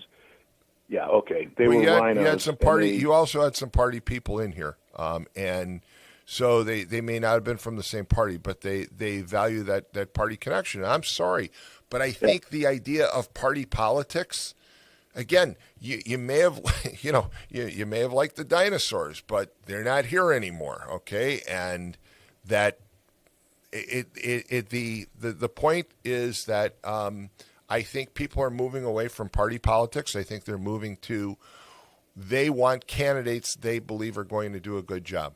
And I think that's where it comes down to, and I think several callers have made that point this morning. It comes down to the candidate. It doesn't transfer, popularity doesn't transfer. It's the candidate, and that's where it's going to be in the fall. Hey, thanks for the call. All right, bye. All right, 845-1100. We got another caller. Good morning. You're on the air. Hey, good morning. Good morning. I really find it somewhat disturbing that the Republicans, the MAGA Republicans, extremists, are exulting in the fact that based on Trump, at least ostensibly, that 7 of those 8, or it was 6 of those 7 Republican candidates that voted to keep Indiana sovereign and doing its own thing rather than just following along in the Trumpist fashion. I don't understand why they're so happy to be extremists. I mean, they remind me of a bunch of Barry Goldwallers. I mean, to Dan Durno, different people those 7 guys, Niemeyer, those were solid Republicans. Reaching across the aisle does not make you politically weak. It makes you politically wise. And I just find that really, there's some value scheme that's askew here. And I was really also disappointed about one of your callers, that first thing he resorts to in talking about the guy that won the sheriff's race, Jerry Williams, first thing he talks about, it wasn't race. No, it wasn't. And that, I think that's somewhat, I think that's exactly what maybe the Supreme Court was alluding to with they're explicitly saying that race shouldn't be shouldn't be talked about or shouldn't be considered as much in that Louisiana Calais ruling, where they wouldn't affirm proportionality in the Supreme Court ruling on that voting rights case. George, you're totally right. You're totally right. I agree with you. I don't think race had anything to do with the election of the sheriff. I totally agree with you on that. I think that was a comment out of left field, and it shouldn't have been made. As far as the impact of Trump yesterday, I was actually asked by one of the Chicago news stations yesterday afternoon. I was on with them, and they asked about whether Indiana was becoming as solid a red state as it appears, and I discounted that at the time. Based on the results, I have to eat those words this morning, because I really felt that Indiana had, certainly is a red state overall, but I think that it was showing that it was a little independent. But those results yesterday show otherwise. I mean, here you've got... Well, that's what I find disturbing. I really find that why wouldn't they maintain their independence and penalizing good men? I mean, again, reaching across the aisle is not a political weakness. And some of this stuff, people really have to take a look at the SAVE Act that Trump's trying to get down there. There's nothing wrong with it intrinsically. It's some of the practicalities that might be a little disturbing, especially when the intention is to limit or restrict the number of voters. But that's another issue altogether. The point is, Indiana asserted its independence and said, we don't need to redistrict. We're fine where we are. And we don't need to redistrict because you want it. And if you want to talk about something that's extinct or going extinct, it's Trumpism. I'll tell you that right now. I don't know. It showed that it still has a pulse yesterday. That's for sure. I mean, it. Well, maybe here, but let's also take into account maybe McDermott's popularity doesn't extend beyond Hammond. Well, I think that's right, George. I think that's another good point that you made. I think that, again, you have a guy who's tremendously popular within a city, but it didn't transfer outside of Hammond. Okay, just as the popularity that Martinez has didn't transfer to Flores. I think that this idea of this transferability of popularity that used to exist. I mean, back in the day, if you and I think back 30, 40 years, that was the case. I mean, if you got endorsed by certain individuals, then you got elected, and that's not the case Yeah, but that's anymore. not party politics, Tom. That's machine politics. You're right. Difference. You're right, That's but not party politics. George, That's machine politics. But George, as you know, this was not just party politics in Northwest Indiana. It was machine politics, and I think that but it didn't work. It didn't and work I think by you're any means. Party, you're conflating party with machine politics. The two aren't the same, though. No, I At least in agree. my analysis. I agree with you. It's not the same, but I just think that yesterday's election kind of closed the door on machine politics once and for all. It shows that if George endorses Tom, that really doesn't mean that Tom has a chance to get elected. It just means that George likes Tom, and it really doesn't change the voter attitude. The voter is going to be independent enough to vote for the person that they like. And although if I ever ran for office, I'd want you to endorse me. Let me just say that, since we're longtime friends. Well, it could also be demographics are in flux, and maybe new machines will arise. Anyway, I'll let you go. Thank you. Hey, thanks, George. Let's take a quick break. We've got Jerry Williams and Roy Dominguez here in the studio live. So we're going to take a quick break. We're going to come right back, and you'll get to hear from the Democratic nominee for Lake County Sheriff, Jerry Williams, in just a few minutes. We'll be right back. Plumbers Local 210 is building the future, and we're looking for service plumbers to join our team. Our training center invests nearly $500,000 every year to make sure our members are the best in the industry. From a 5-year apprenticeship and an associate degree at Ivy Tech to ongoing certifications in safety and new technology, our plumbers are trained for excellence. Every member is drug tested and licensed for your safety and peace of mind. When you need plumbing work done, make sure you ask for the license. It's your right to ask. Before Notre Dame Federal Credit Union, we were being charged various maintenance fees and various check writing fees for all of our accounts. And with Notre Dame, we don't have that. We have that true community partnership. We get interest based on all of our parish and school accounts, and the interest rate is really second to none.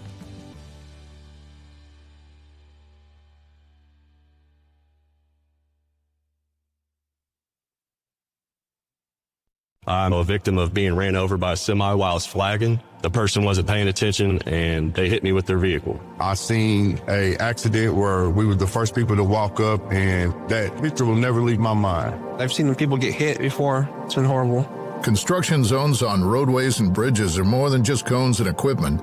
They're the workplace for thousands of dedicated union laborers. Everybody has a family that they need to get back home to, so please just pay attention to us out here while we're working. We all have family, and I know it's a pain in the ass, but we're trying to make the roads better for y'all. We're doing this for everyone. We're hardworking Hoosiers, just like you, and we all want to make it home safely. People would just take a couple seconds to pay attention. Be aware of where we're at, where the cone zones are at. We're all in this together, and we're all just trying to be safe. This is Brian Short, Business Manager for the Indiana Laborers District Council. Everyone deserves a safe place to work. Do your part in the cone zone. Slow down, save a life. We're all in this together. A message from Laborers International Union of North America and affiliated locals. For over 140 years, the Central Midwest Carpenters have built our communities in Northwest Indiana. Are you ready to join the effort? We have long-term work, competitive pay, and the best benefits in the industry. We pride ourselves on innovative training and commitment to worksite safety. Earn as you learn as an apprentice. A solid career built on a solid legacy. For more info, go to carpenters.com.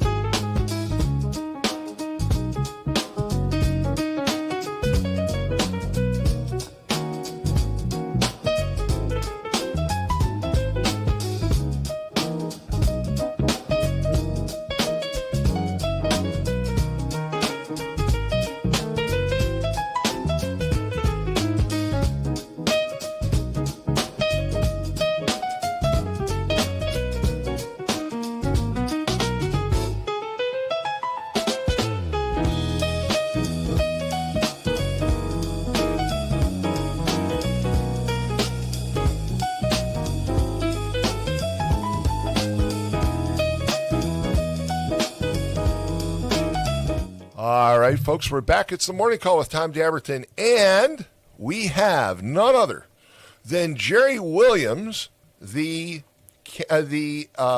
Democratic candidate now for Lake County Sheriff, who won the primary yesterday. Be honest with you, Jerry, I think there were a lot of people who, no offense, predicted you coming in third.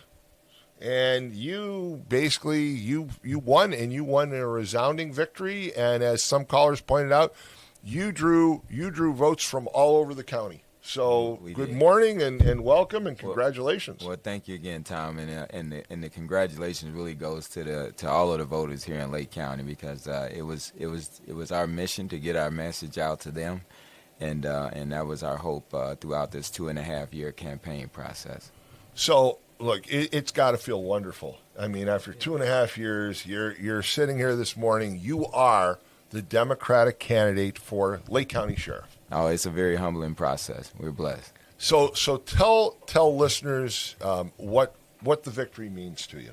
Well, what it tells me is, over this whole process of 2.5 years, our platform was based off of transparency, accountability, being professional, and really meeting the community where they're at.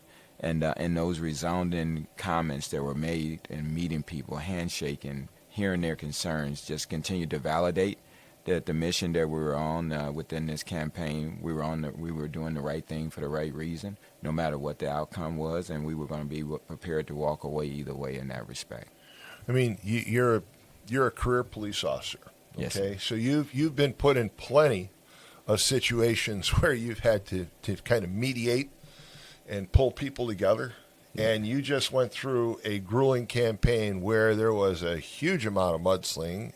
It was at times a very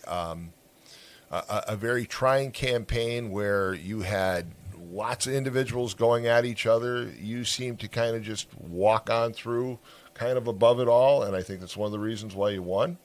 Yeah. But how do you bring all those parties together? Because again, in the fall, you're going to need the support of your opponents. How are you going to do that?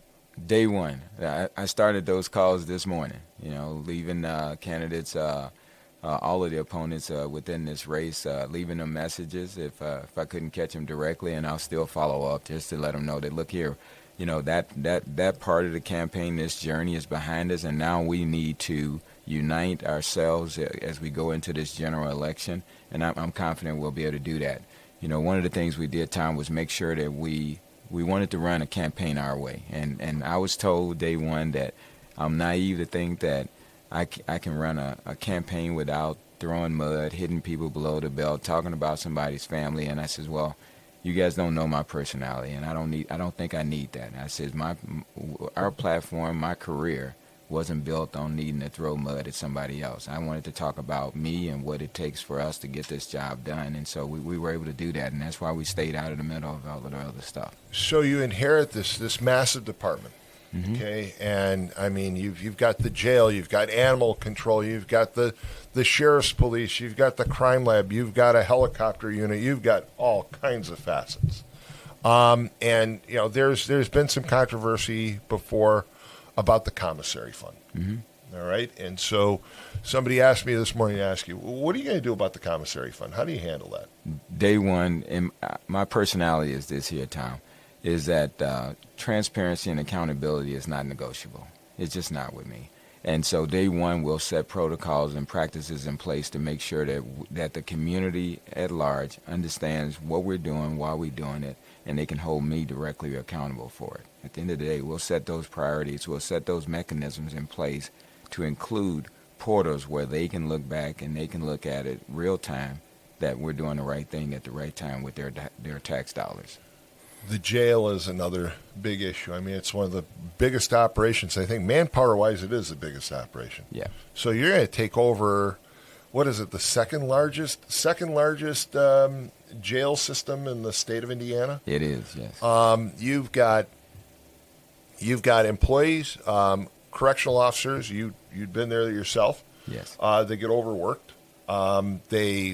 They work immense amounts of overtime. I remember there was one individual that I knew who retired a few years ago, and said to me, I had to retire because I couldn't do this anymore. And I said, really? I said, you didn't like the job? He said, Tom, I was working, 80 hours a week consistently. And he showed me his timesheets, and I was like, oh, my gosh. And then you've always got, the feds and everybody else looking over your shoulder about conditions. How do you handle the jail? From day one, we knew, well, the jail is personal to me because obviously I spent some time there working as a correction officer. But it was a different environment, dated, of course, maybe 35 years or so ago. But the difference is that they don't experience, this generation is not experiencing what I did when I was a correction officer. It was much more harmonious. You had your supervisors, your administrators, all the way up to the sheriff's office was very engaged in the jail itself. So we didn't experience what they are experiencing now. Even when we had trying situations, it was more of a cohesion. Just tuning in, we have Jerry Williams. He's live. He's here in the studio this morning. The Democratic nominee for Lake County Sheriff is with us. 845-1100 is the number to call. So if you want to call in and ask the candidate for sheriff, he'd be glad to answer your calls this morning. You look at the overall results of the election. Excuse me. You had some incumbents yesterday who incumbency didn't mean a darn thing. They lost their positions. You saw firsthand in your own race that popularity doesn't transfer. Mm-hmm. What message did you get from yesterday's election for the fall? That you have to go to the voters. The people need to understand that you're genuine about what you say you're going to do and that you can bring that forward. And I think that was what that proved to me, is that we can do it. You're not a politician. I mean, you're a career police officer, state police officer for how many years now? I'm into my 33rd year now. 33 years. And, when you look at this fall, and you can see right now, as I mentioned this morning on the radio, I think the congressional race is going to be a very hot race. Right. I think you're going to see some of these state senator races are going to become very hot as well. One of the callers was talking about, Rodney Paul's district. Dander Null's district is certainly going to be in play. So there's going to be all kinds of party politics and all kinds of outside influences. How do you keep your message? Because you were the guy who ran for office and said, I'm just running because I feel I'm qualified and I want to do a good job. Right. If from my perspective, that's how Jerry Williams became the nominee. So how do you keep focused on that message when all these other influences are going to be basically pushing down on the fall election? Well, good question. But I tell you, an example of how we will manage over these next several months going into the general is the same way we were able as a campaign team to stay out of the midst of all the other controversy and the drama that was taking place. Our mission to ourselves and to our campaign team was to make sure that we continue running a campaign our way. And we started it out like that day one. Again, people told me I couldn't do that. They said, there's no way you won't get drawn into the rhetoric and the nonsense that takes place a lot of times that we witnessed in Lake County politics. But we were determined to go to the voters, go to the people, express what our experience is and why we believe we were prepared to do this at the next level day one. And obviously the voters supported that. Well, and I heard this morning from callers who said, in fact, two of them who said, I usually lean Republican, but I'm probably going to vote for Jerry Williams because he seems like a qualified guy, and I'm going to vote for a qualified guy. And at the same time, I see this, these storm clouds forming already because we know that the first district is going to be considered in play. All right, we know that again. There's going to be there's certainly going to be a push made by the Democrats to take those seats that the incumbents got knocked out in the Republican primary. And so it's refreshing to hear you say you're just going to focus on what you need to do. Any thought had a text, so I have to ask this. Any thought about who your chief would be and whether the chief will be from the inside the organization or outside? I have not touched that topic at all, and we have throughout this entire campaign. One of the things that I saw very early off, Tom, was that people in these climates, in this environment, are used to candidates making promises, and I just refuse to do that. No one throughout this entire 2.5 years will tell you that Jerry Williams promised anything, because I didn't think it was necessary.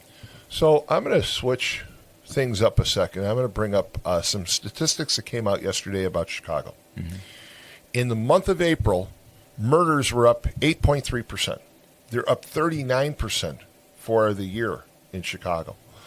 A lot of people, as you know, have left Illinois and come to Indiana, and Northwest Indiana, and Lake County especially, because they're fleeing the problems in Illinois.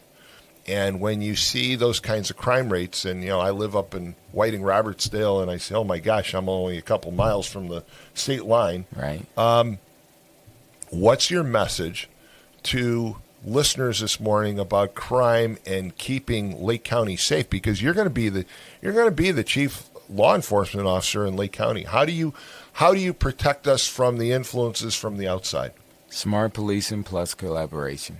At the end of the day, it's really that simple. We take the data, we take the information that's available to us, we bring that forward with partnering with all of our municipalities throughout the county, because what impacts, whether it's Whiting, Gary, East Chicago, it doesn't matter. I promise you, we have supporting information that tells us, data that tells us that it ultimately affects somebody's other communities, and you have to be able to get to the table, get all of the stakeholders at the table, and work collaboratively to fix it and address it. And again, there's.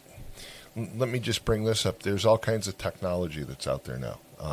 Can you speak to that? I mean, there's, they call it the camera system, the blue line, whatever you want to call it. I mean, how much of that technology transfers into safety versus the officer on the beat, the officer on the street? I think they go hand in hand, in my opinion. The technology certainly has us doing police work differently. And I would offer to you much more smarter and much more efficiently than what we used to do when I came on 33 years ago. So you use that technology as a smart instrument or a smart tool to complement the boots on the ground, the officers that are actually out there doing the work itself, so that they can do their job much more efficiently and effectively throughout the process. I'm going to switch to the Animal Control Center, because if I don't, I probably won't have dinner tonight. My wife is a huge, huge animal lover, and so am I. So am I. But you campaigned and brought up the animal control facility that others really, they brought it up, but not to the extent that you brought it up. And I've got to ask, because I know Roy Dominguez certainly was part of your campaign. Yes. And one of the things that Roy did when he was sheriff is he partnered with some of the inmates basically to help care for the animals. Are you gonna continue that type of program? Absolutely, I am. And not only did I think it was a brilliant idea, when I was the district commander, I heard about what they were doing there with the inmates to help bring some care to the animals, and it was what a perfect and structured and productive way to give those folks that are incarcerated some value as well, and yet take care of all of the animals too. I remember one time actually walking through the jail with Roy. He was sheriff at the time, and there was a guy who was really upset, and I found out later that he was wanted for murder, but he's sitting there and he's upset, and Roy explained to me he was upset because he had lost his privileges to go over to see the dogs that day, to play with the dogs, and it made that much of a difference. And so, animal control is a concern. It's a no-kill shelter. Mm-hmm. It basically is kind of the shelter of last resort for a lot of communities. If the community can't, doesn't have any capacity, they transfer them to Lake County, right. And that's a big undertaking, and it's a very costly operation. So I'm glad to hear that you're already thinking about how you're going to enhance that. To include the infrastructure. I'm confident, based on some experiences with building facilities and managing aging facilities, that there's some opportunities there to bring some improvements there without a doubt. If there's one thing that you want listeners to know this morning about what you will do as sheriff, what would that be? That I'm going to bring that 33 years of professionalism, accountability, and transparency to the sheriff department, and that they can hold me accountable for that. And again, for listeners that don't know, I think at this point, your qualifications at times got glossed over by all the other banter and all the other politics that was going on. But just let listeners know again about your background. I know it, but I want listeners to know what your background is. Well, I appreciate the question. So, in this 33 years, what I've been fortunate and blessed to do is that I take pride in spending my first 10 years as a road patrol trooper right here in my own town of Lake County, living right there in Gary where I grew up at. And that value truly transcends and continue to develop who I am now in law enforcement, and then having opportunities to work with federally led task forces, working on very significant violent crimes, homicides, etc., and the like. So having an intimate knowledge of the inner workings of that from a boots on the ground perspective certainly lends well to the experience itself, and then progressing through these processes and becoming a sergeant and working, taking skill sets and going and working in our fiscal division, working on contracts, writing grants, and managing those programs for probably on a much larger scale than most for the state police certainly adds that value, again, of having that understanding and bringing it forward to the sheriff department, and then being promoted to first sergeant, where I worked as an internal investigator, to managing and investigating internal matters throughout the state of Indiana. Why is that important? Is because I continue to learn the value of policing ourselves and holding ourselves accountable, so that the community can trust that they know that we'll do the right thing even when they don't know that it's happening in the background. And then being promoted to lieutenant and coming here as the district commander here for several years, managing the second largest enforcement capacity state police post within the state of Indiana, and some would argue one of the busiest, or definitely one of the top two busiest districts. But it's very dynamic because we have so many municipalities within Lake County, and of the 7 counties that this district comprises of. So you really got to learn fast of how to manage things, and you are the face of the state police as a commander. Those 13 commanders, you represent the superintendent, you represent the governor in that respect.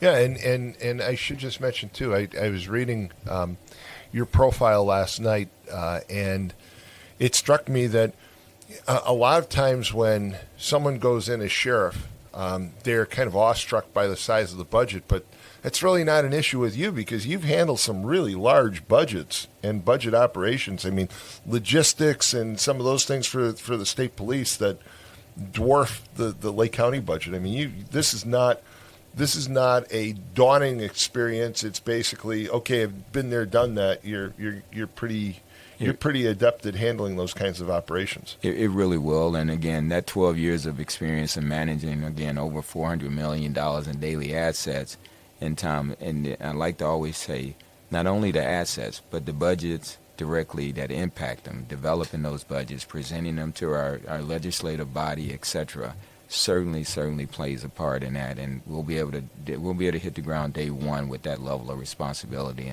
and transparency. Well, I'll tell you what, this is, again, this is an amazing win on your part. You know, callers mentioned that you drew support throughout Lake County. It wasn't from one area.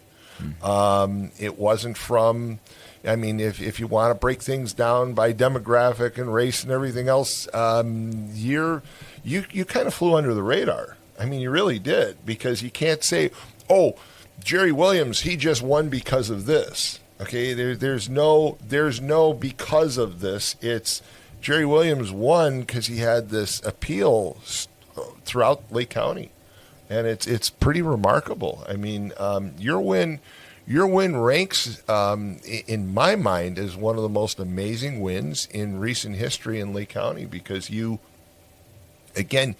came in, you were going up against two guys that outspent you, out-organized you. I mean, they had big ground games. They had, again, elected officials behind them, and you just kind of had perseverance. You just kept on chipping away, and it's pretty remarkable that the win that you had. I mean, it's a solid win.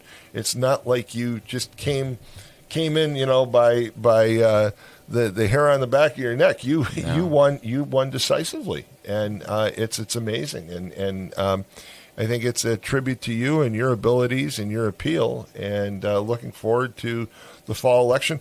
David Crane is going to be the Republican nominee. I don't know if you know him or not. Yep, I'm familiar with him as well. And he's currently with the Sheriff's Department. No, or was right. He was. So this will be an interesting. It'll be an interesting election nonetheless. But it's great to have you here this morning. And again, congratulations. Thank you so much. How much sleep did you get last night? So I didn't get any sleep, but that's not unnormal for me. I don't sleep much anyway. By 3:30 this morning, I seen a few signs down while I was out hitting some of the polling locations that I wanted to get picked up, and didn't want it to be an eyesore to the community, etc. So I was out picking up signs at about 3:30. And I want to emphasize that he was out picking up signs, because I mentioned this morning that I'm going to throw a few people under the bus if in 2 weeks I still see their signs in areas that they didn't have permission to hang them in the first place and post them. So here is the guy who won as Lake County Sheriff candidate on the Democratic side, and he's out at 3:30, 4 o'clock this morning picking up his own signs, folks. That says a lot about Jerry Williams. So I appreciate that, because, again, look, I get it. People put signs up all over the place, but 6 months from now, when you drive by and you still see those same signs, right? It just proves, as I think it might have been George, somebody said, signs don't vote. So I'm glad to hear that you have that consideration and that concern about making sure that those signs get picked up. And it's a pleasure and honor to have you here this morning. Thank Congratulations. You. I appreciate you, and thank you so much. And we will be talking again, I'm sure, before November. Oh, absolutely. And the best of luck to you. Thank you, sir. I appreciate it. This is the Morning Call with Tom Dabertin on WJOB 1230 AM, 104.7 FM. We're going to take a quick break, and when we come back, we'll open up the phone lines again. So stay tuned, and we'll be right back in just a minute. Are you searching for a college where you belong? Calumet College of St. Joseph wants to know you and give you the support you need to succeed. Are you worried about how you'll pay for your degree? 95% of our students receive financial aid, including scholarships and grants. Need some extra help with your classes? You'll benefit from our small class sizes, free tutoring, internship planning, faculty mentors, and so much more. Come experience our accepting, supportive college family for yourself. Schedule your campus visit and apply at ccsj.edu. It's the simplest expression. The smallest thing that changes everything. A smile. So easy. A smile lights it up. Apologizes. And welcomes unconditionally. Because the shortest distance between two people is a smile. Thank you. Strachan Van Til, where making life easier starts with a smile. I'm a victim of being ran over by a semi while I was flagging. The person wasn't paying attention, and they hit me with their vehicle. I seen a accident where we were the first people to walk up, and that picture will never leave my mind. I've seen people get hit before. It's been horrible. Construction zones on roadways and bridges are more than just cones and equipment. They're the workplace for thousands of dedicated union laborers. Everybody has a family that they need to get back home to, so please just pay attention to us out here while we're working. We all have family, and I know it's a pain in the ass, but we're trying to make the roads better for y'all. We're doing this for everyone. We're hardworking Hoosiers, just like you. And we all want to make it home safely. People would just take a couple seconds to pay attention. Be aware of where we're at, where the cone zones are at. We're all in this together, and we're all just trying to be safe. This is Brian Short, Business Manager for the Indiana Laborers District Council. Everyone deserves a safe place to work. Do your part in the cone zone. Slow down, save a life. We're all in this together. A message from Laborers International Union of North America and affiliated locals.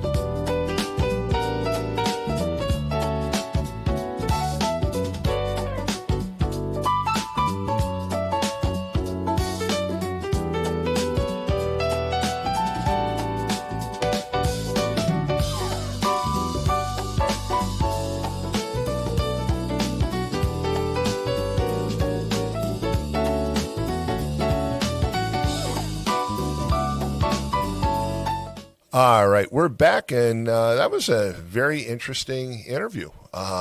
Jerry Williams, a guy that I think most people figured was going to be third or fourth in the running, ends up in first place and a pretty substantial win. and candidate for Lake County Sheriff, a 33-year veteran of the Indiana State Police. So comes from the outside, certainly understands law enforcement, served as interim chief of the Gary Police Department, on assignment from the state police, and it's going to be an interesting election this fall, that's for sure. 845-1100 is a number to call, but why don't we go ahead and do traffic again and do weather as well? And if you don't mind, I'm going to do it in reverse, only because my great big fingers, I just basically disconnected from the traffic. So if you don't mind doing weather, I apologize, but I made a big mistake there. Good morning, everyone. Today we're at 46 degrees with highs of 58 and lows of 38. We're going to have clouds and breaks of sun today, and then tomorrow on Thursday we'll be having highs of 58 and lows of 44. Periods of clouds and sunshine with a shower in the area in the afternoon. And then Friday we'll be having highs of 62 and lows of 45. Should be cloudy with a couple of showers. All right, and I apologize again, but I went to look at the map, and then I closed it. So sorry about that. Looking at traffic in Northwest Indiana, really no big issues. Klein Avenue, 8094, I-65, the toll road, all look pretty decent. But you go across the line into Illinois, and things get a little bit hairy. 294, not bad. Okay, you can take 294 pretty much all the way to O'Hare this morning, and you might run into some backup when you get near O'Hare. Otherwise, pretty good shape. However, when you get on the Bishop Ford, you're going to see no problem until you get to the merge with I-57, and then all the way into the Ryan. It's just a parking lot this morning. Better route would be Lakeshore Drive. Looks pretty good. If you take 294 to the Stevenson, you're not going to get anywhere because the Stevenson is a complete parking lot now all the way from 294 into the Circle interchange, and the Eisenhower is its usual parking lot as well going in, and then both directions on the Kennedy. So traffic's not great this morning, but you know what?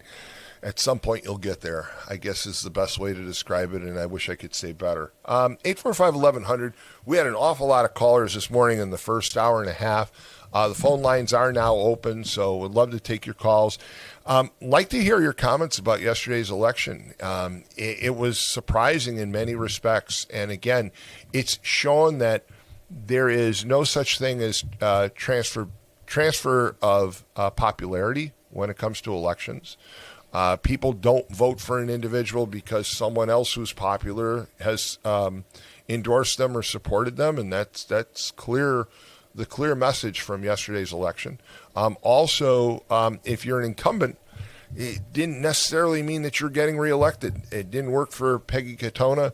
Peggy, of course, has been in county office since 1998. Her mom preceded her, and her dad preceded her mom. So I think more than 50 years of elected positions in Lake County basically ended with the election yesterday. Gina Pimental winning election. She's the current county auditor or county recorder, and she's now the nominee for auditor. What's interesting in that race is when you look at Sandra Ford, who, as it was said before, had no money in her race, didn't spend a lot of money. She came within about 1,000 points of Peggy Katona, and she had 30.6% of the vote. Peggy had 33.5%, and Gina Pimental had 35.8%. That tells me that, and no offense to Gina, congratulations. I'm glad that you won. Congratulations, but it tells me that there may have been a general feeling in both parties against incumbents, because even though Gina wasn't the incumbent in that race, she is the county recorder, so she's kind of a known entity. And the fact that Sandra Ford pulled as many votes as she did without spending any money is pretty remarkable. Other races, you have to look at, again, the situation between Dan Durnall and the candidate against him, DeVries, and he basically won by 75% of the votes. So that's a pretty interesting race. Excuse me, folks. Call in and then I can cough. You look at the county council, and you had Scott Miller, who again ran a very, very good race. I think he had the support of Mayor McDermott. He had the support of the current county councilman Dave Ham, but fell quite short when it came to his race, and Sigonelli basically winning almost 2-1 in that race. So that transferability of popularity just didn't seem to make a difference yesterday. Adrian Santos, I know somebody texted me and said, what about Adrian? Adrian won 57% of the vote. His challenger, Elisa Salinas Skiba, came in with 24.72% of the vote. So that was not a big race. But when you go to the North Township Board, it looks like Pete Kadick, who has held office for a long, long time, especially on the North Township Board, is not going to be returning to that board. So the top vote getters, Lisa Salinas Matanovich, no surprise there. Rich Novak, no surprise there.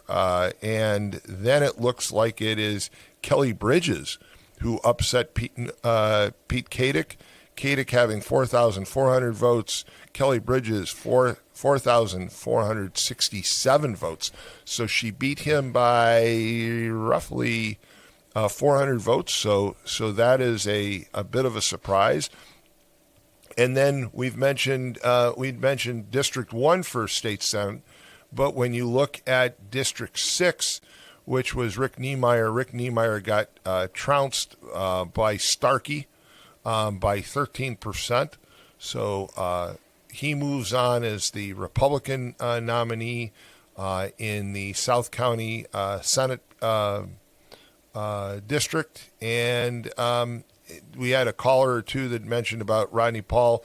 And I think that that race will be very interesting come fall, because I think there is going to be a heavy influence of Republican votes in that race as well. So 845-1100 is the number to call. We're going to be here till 9 o'clock, but at 8:30 we have the Whiting Robertsdale Chamber of Commerce show.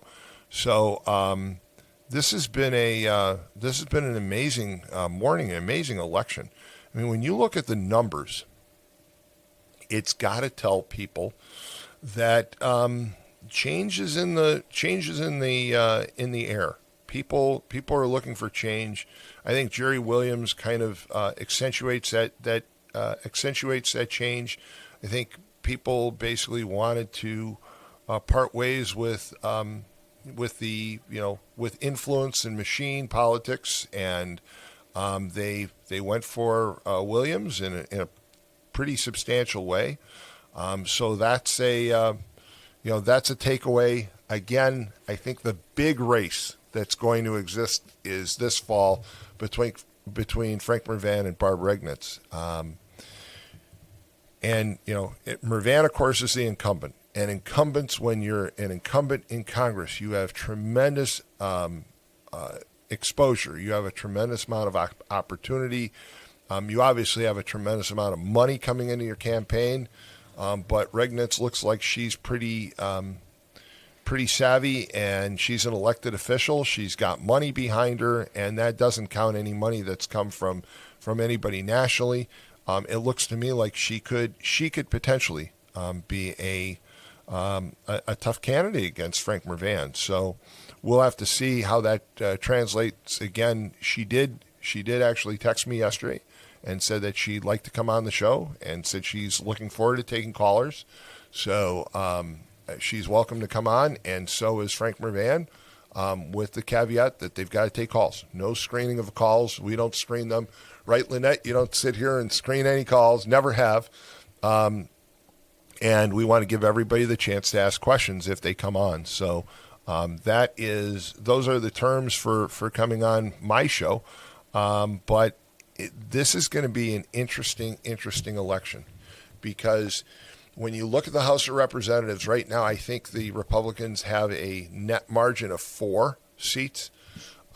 With all of the redistricting that has gone on in other states, it looks like the Republicans, it's going to be neck and neck between the Republicans and the Democrats. George called in this morning and brought up the case the Supreme Court just decided, and we haven't had a lot of conversation about that. So if you'd like to chime in about that one, George brought up the case the Supreme Court decided the other day that it is unconstitutional to design a district solely based on race, that race should not matter, that we should all be treated equally. And I read some of the comments that Clarence Thomas made, and I have to say they struck home with me. The idea that we just treat everybody fairly and equally and don't set up special circumstances for anyone. That was a very interesting case, and I'd love to hear your views about that, because that will change politics, I think, forever in the United States, and especially in certain areas in the U.S. Out in California, down in the South, that basically it's saying, you elect people solely on their qualifications and nothing else. So let's go to calls. We've got some callers. Good morning. You're on the air. Yeah, hi. How you doing, Tom? Good. How are you? All right. You're talking about that, what Clarence Thomas mentioned about the idea of redistricting based on race, that kind of thing. That goes to the crux of the whole big difference between the Republican Party, or I would just say the old constitutionalist, and the new radical left wing that's taken over the Democratic Party. It's 180 degrees out of phase. On one hand, you've got the old constitutionalists that say that the Martin Luther King's old speech, that everybody should be judged on the content of their character, not what they look like.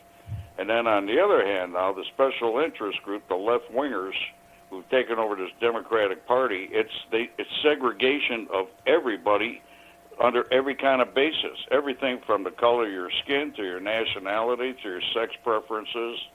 You will actually have law based on where you're based on what you feel, who you are, where you came from. Everybody will have a different set of rules, and this leads to anarchy as far as I'm concerned. But again, I think that's their goal.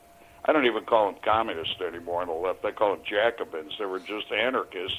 They wanted to bring down the system, and I think that's the method they're going to use to do it. Is just pit us all against each other. And I hope that, God, we can stop this. Well, I think some of the calls this morning were kind of refreshing to hear.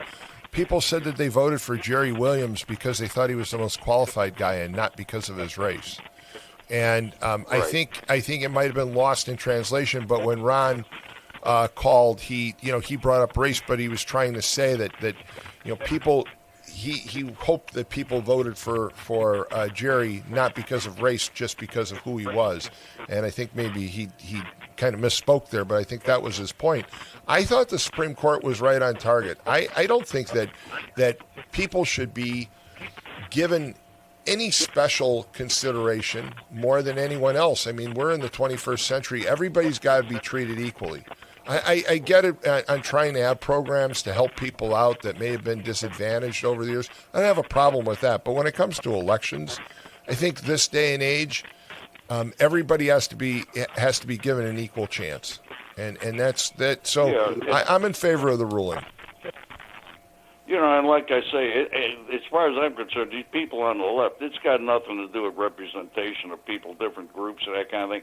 It's about bringing down the system. They're anarchists. They're going to use this. You'll never satisfy these people. They're going to go ahead and pit everybody against each other. The idea is division and friction in society to bring the whole thing down. I don't know why they feel this way. If you go back and look at the French Revolution, that's where that descended into, and it's really. I don't understand it. I really don't understand it, because you'll destroy, the country if we keep pursuing going on this road. Well, but you know what? It seems like the elections on the coast, okay, from Virginia to New York and New Jersey, California. It seems like those two coastal areas, the idea of liberalism has never been stronger, and I just wonder what happens. What happens at some point when East meets West and West meets the Midwest, because there are some real differences in this country. Well, yeah, like I say, this mentality is not meant to bring the country together. It's meant to destroy it. And when you look at something like Spanberger in Virginia, who talked that she was going to be a centrist, this and that kind of thing, and the minute she got it, she took the oath. She just turned completely around and came out with the most whacked out left-wing policies you can imagine. And it cannot be meant to govern a country. It's got to be meant to bring a country down. Yeah, and she's a real disappointment. The populace needs to understand. She's a real disappointment. Well, see, that's where you and me differ, Tom. She's not a disappointment. She is what she is. Well, but she ran as a centrist. She ran as a centrist. Yeah, right. She gave her views that she was a centrist, and to me, it's very disappointing, because I'm one who believes that we still have to be able to talk across the aisle and work together, and she just proved that you can't trust people in politics, and that's the sad. That's the sad reality, that you just can't trust people on what they say anymore. Well, the majority of politicians, once they're elected, it's like the recidivism of them is like 98%. It's hard to get them out of office once they're in. They'll tell you anything you want to hear to get in office. The Montgomery in New York, same thing. Promise you the moon, and then once he gets in there, he knows he can't deliver on that. Unless he's an idiot. Then I think he is. I think he qualifies as an idiot. I'm not sure that he is, but I'm sure Johnson is. I mean, Johnson, who claimed that his plan for basically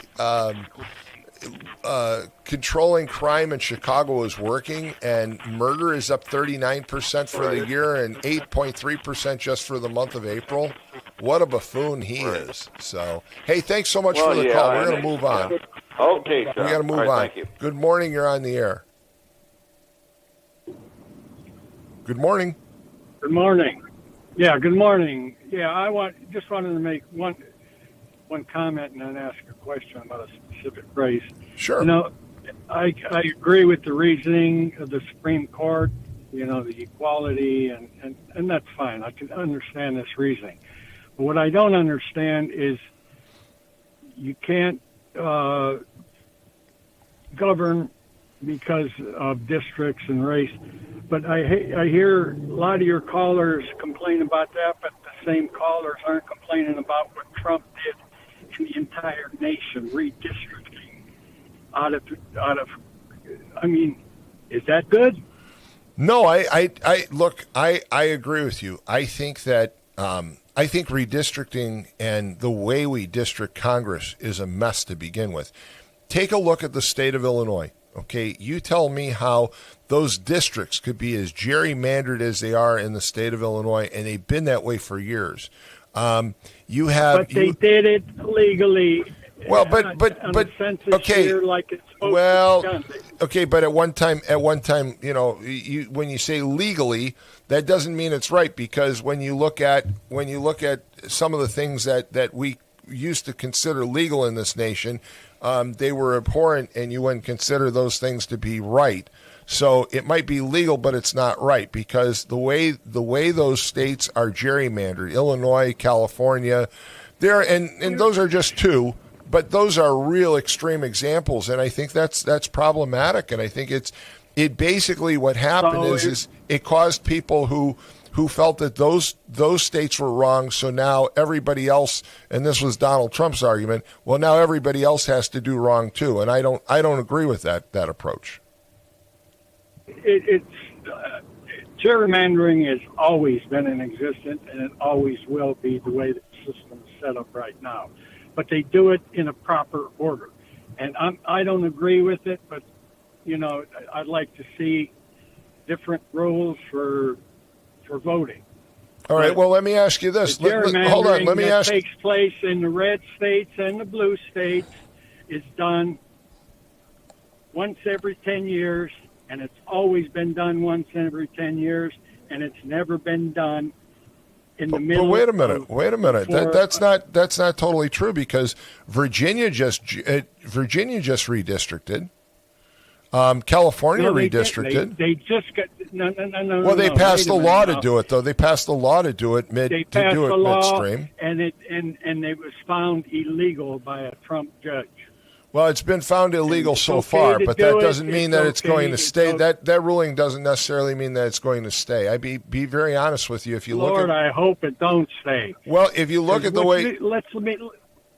Well, ahead, it's a two-way conversation. I'm sorry, but if you look at gerrymandering, I don't think gerrymandering should ever be right. I don't think it should be legal. I don't think that you should have a district that runs a couple hundred miles, like in the state of Illinois, just to make sure that a Democrat gets elected or a Republican gets elected. I think it's wrong on both sides, and I think the problem is that we went from bad to worse. Okay, we had a bad system, and then you've got Donald Trump out there saying, well, if everybody else is going to do this and we need to do it too, and he weighs in and he just makes it even worse.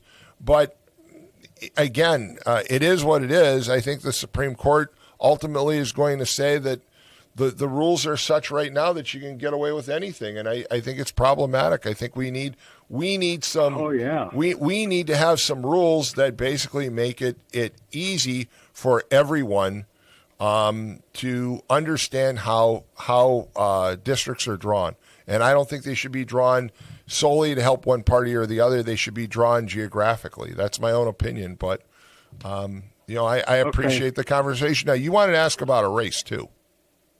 Yeah, the trustees race Ross Township. Yeah, give me 1 second. Ross Township trustee. When I went to bed, it was a four vote margin.